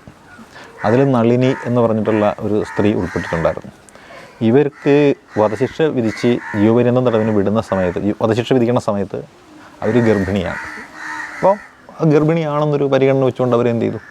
വധശിക്ഷയിൽ നിന്ന് ഇവരെ ഒഴിവാക്കി വിട്ടു. അപ്പോൾ ഇങ്ങനെ നോക്കുകയാണെന്നുണ്ടെങ്കിൽ സ്പെഷ്യൽ ഗ്രൗണ്ട് അടിസ്ഥാനമാക്കിയിട്ട് ചില വ്യക്തികളുടെ ശിക്ഷയിൽ ഇളവ് ചെയ്ത് കൊടുക്കാനായിട്ട് ആർക്ക് അധികാരമുണ്ട്? പ്രസിഡൻറ്റിന് അധികാരമുണ്ട്. ഇതിനെയാണ് നമ്മൾ എന്ത് പറയുന്നത്? റെസ്പൈറ്റ് എന്ന് പറയുന്നത്. റെസ്പൈറ്റ്. അപ്പോൾ 4 എണ്ണമായില്ലേ? ഇനി ഒരെണ്ണം കൂടിയുള്ളത് ഏതാണെന്നറിയാവോ? റീപ്രൈവ് എന്ന് പറഞ്ഞാണ്. റീപ്രൈവ് എന്താണ്? റീപ്രൈവ് അറിയാവോ? റീപ്രൈവ് എന്ന് വെച്ചാൽ എന്താണ്? ചില ആൾക്കാരുടെ ശിക്ഷ കോടതി സ്റ്റേ കൊടുത്ത് മരവിപ്പിക്കുന്നില്ലേ, മേൽക്കോടതിയിൽ നിന്ന് സ്റ്റേ വരുന്നു, ഇപ്പോൾ വധശിക്ഷയ്ക്കാണെങ്കിൽ സ്റ്റേ കിട്ടിയെന്ന് പറയത്തില്ലേ, അത്തരത്തിലുള്ള സ്റ്റേ കിട്ടുന്ന പരിപാടിക്കാണ് റീപ്രൈം എന്ന് പറയുന്നത്. അതായത് ചില പ്രത്യേക സാഹചര്യങ്ങളിൽ മേൽക്കോടതി അല്ലെങ്കിൽ സുപ്രീം കോടതി എന്ത് ചെയ്യുന്നു, വളരെ വധശിക്ഷയ്ക്ക് വിധിച്ചു. ഈ വിധിച്ചയാളിൻ്റെ ശിക്ഷ നടപ്പാക്കുന്നതിൽ പ്രസിഡൻറ്റിൻ്റെ ഒരു ഇടപെടലുണ്ടാവുന്നു നടപ്പാക്കുന്ന ആ ടൈമിൽ. അപ്പം സ്റ്റേ കിട്ടുകയില്ല ചെയ്യണത്. അപ്പോൾ അയാളുടെ സ്റ്റേ വന്നു കഴിഞ്ഞാൽ പിന്നെ അയാളെ എന്ത് ചെയ്യുന്നില്ല, ശിക്ഷിക്കുന്നില്ല. അപ്പോൾ അയാൾക്ക് ഒരു പൊതുമാപ്പ് കിട്ടിയതിന് തുല്യമല്ലേ. ഇതാണ് നമ്മളീ പറയുന്ന റീപ്രൈവ് എന്ന് പറയുന്നത്. അപ്പോൾ റീപ്രൈവ് എന്താണ്, റെസ്പെക്റ്റ് എന്താണ്, റെമിഷൻ എന്താണ്, കമ്മ്യൂട്ടേഷൻ എന്താണ്, പാടൻ എന്താണ്, ഇതഞ്ചും നമ്മൾ പഠിച്ചില്ലേ. ഇതാണ് പ്രസിഡൻറ്റിൻ്റെ പാഡനിങ് പവർ എന്നുള്ള കോമണായിട്ട് വിടുന്നത്. ദയാവധവുമായിട്ട് രാഷ്ട്രപതിക്ക് നേരിട്ട് ബന്ധമില്ല. ഇപ്പോൾ ദയാവധം എന്ന് പറഞ്ഞു കഴിഞ്ഞാൽ നമ്മൾ യുദ്ധനേഷ്യ എന്ന് പറയുന്നൊരു പരിപാടിയാണ്. ഇത് നമ്മുടെ രാജ്യത്ത് വരുന്നതിന് മുമ്പ് തന്നെ മറ്റു പല രാജ്യങ്ങളിലും വന്നിട്ടുള്ളതാണ്. അതായത് ഇപ്പോൾ ഒരാൾ ജീവിച്ചിരിക്കുന്നു എന്ന് പറയണമെന്നുണ്ടെങ്കിൽ ആൾക്ക് ചിന്തിക്കാൻ പ്രവർത്തിക്കാനും എല്ലാത്തിനും അധികാരം ഉണ്ടാവണം അല്ലേ. പക്ഷേ ചില ആൾക്കാർ ഏതെങ്കിലുമൊക്കെ സാഹചര്യങ്ങളിൽപ്പെട്ട് ജീവച്ഛവം പോലെ അങ്ങോട്ട് കിടക്കും, മരിക്കുന്നില്ല, അങ്ങനെ കിടക്കുന്ന ആൾക്കാർ. അപ്പം അങ്ങനെയുള്ള ആൾക്കാർ ജീവിച്ചിരിക്കുന്നതിനേക്കാൾ നല്ലത് മരിച്ചിരിക്കുന്നതാണെന്ന് ബന്ധുക്കൾക്കും തോന്നും, ഈ വ്യക്തികൾക്കും എല്ലാവർക്കും തോന്നും. അപ്പം അങ്ങനെയുള്ള ആളുകൾക്ക് എന്തായിരിക്കാം, ദയാവധം എന്ന് പറയുന്ന ആ ഒരു പരിപാടി അനുവദിച്ച് കൊടുക്കാനായിട്ട് സാധിക്കും. അത് കോടതി മുഖാന്തരമാണ് വരുന്നത്. അപ്പോൾ ദയാവധം നമ്മൾ അംഗീകരിച്ചിട്ടുണ്ടോ? യുദ്ധനേഷ്യ ഒരു ചോദ്യമായിട്ട് തരികയാണ്. ദയാവധം അംഗീകരിച്ചിട്ടുണ്ടോ? അംഗീകരിച്ചിട്ടുണ്ടെങ്കിൽ എന്നാണ്, അങ്ങനെ അംഗീകരിച്ചിട്ടുണ്ടെങ്കിൽ എത്രാമത്തെ രാജ്യമാണ്, അതൊന്നും പറയുക. ഓക്കെ, ഇതാണ് എന്തെന്ന് പറയുന്നത് നമ്മുടെ രാഷ്ട്രപതിയുടെ പാർഡനിങ് പവർ. അത് നമ്മൾ ജുഡീഷ്യൽ പവർ എന്നാണ് പറയുന്നത്. ഗവർണർക്ക് ഉണ്ട് ആർട്ടിക്കിൾ 161 പ്രകാരം. പക്ഷേ ഗവർണർക്ക് എന്ത് ചെയ്യാൻ പറ്റില്ല, വധശിക്ഷ ഒഴിവാക്കാനായിട്ട് പറ്റില്ല. ബാക്കി ഏത് ശിക്ഷയും ഗവർണർക്ക് ഒഴിവാക്കാനായിട്ട് സാധിക്കും. വധശിക്ഷ ഒഴിവാക്കണമെന്നും പറഞ്ഞുകൊണ്ട് രാഷ്ട്രപതിക്ക് ഒരു റെക്കമെൻഡേഷൻ കൊടുക്കാനേ ഗവർണർക്ക് പറ്റുകയുള്ളൂ. നമ്മളീ പരോളെന്നൊക്കെ പറഞ്ഞ് കണ്ടിട്ടില്ലേ, അത് ഗവർണറല്ല അനുവദിക്കുന്നത്. അതേപോലെ ഈ സ്വാതന്ത്ര്യ ദിനത്തിനും റിപ്പബ്ലിക് ദിനത്തിനുമൊക്കെ ജയിലിൽ നല്ല നടപ്പുകാരായിട്ടുള്ള കുറേ ആൾക്കാരെ വെറുതെ വിടുന്നതെന്നൊക്കെ പറഞ്ഞ് കേട്ടിട്ടില്ലേ. അങ്ങനെയുള്ള കാര്യങ്ങളൊക്കെ ഈ ഗവർണർക്ക് ചെയ്യാനായിട്ട് പറ്റുന്നതാണ്. അപ്പോൾ ഇതാണ് നമ്മൾ രാഷ്ട്രപതി എന്ന് പറഞ്ഞ നമ്മുടെ പ്രസിഡൻറ്റിൻ്റെ പ്രത്യേക അധികാരങ്ങളെ പറ്റി പറഞ്ഞപ്പോൾ പഠിക്കേണ്ടുന്ന കാര്യങ്ങളെന്ന് പറയുന്നത്. ഓക്കെ അല്ലേ, മനസ്സിലായിട്ടുണ്ടല്ലോ? ഓക്കെ, ഒന്ന് ഓഫ് ചെയ്തേക്ക് ക്യാമറ.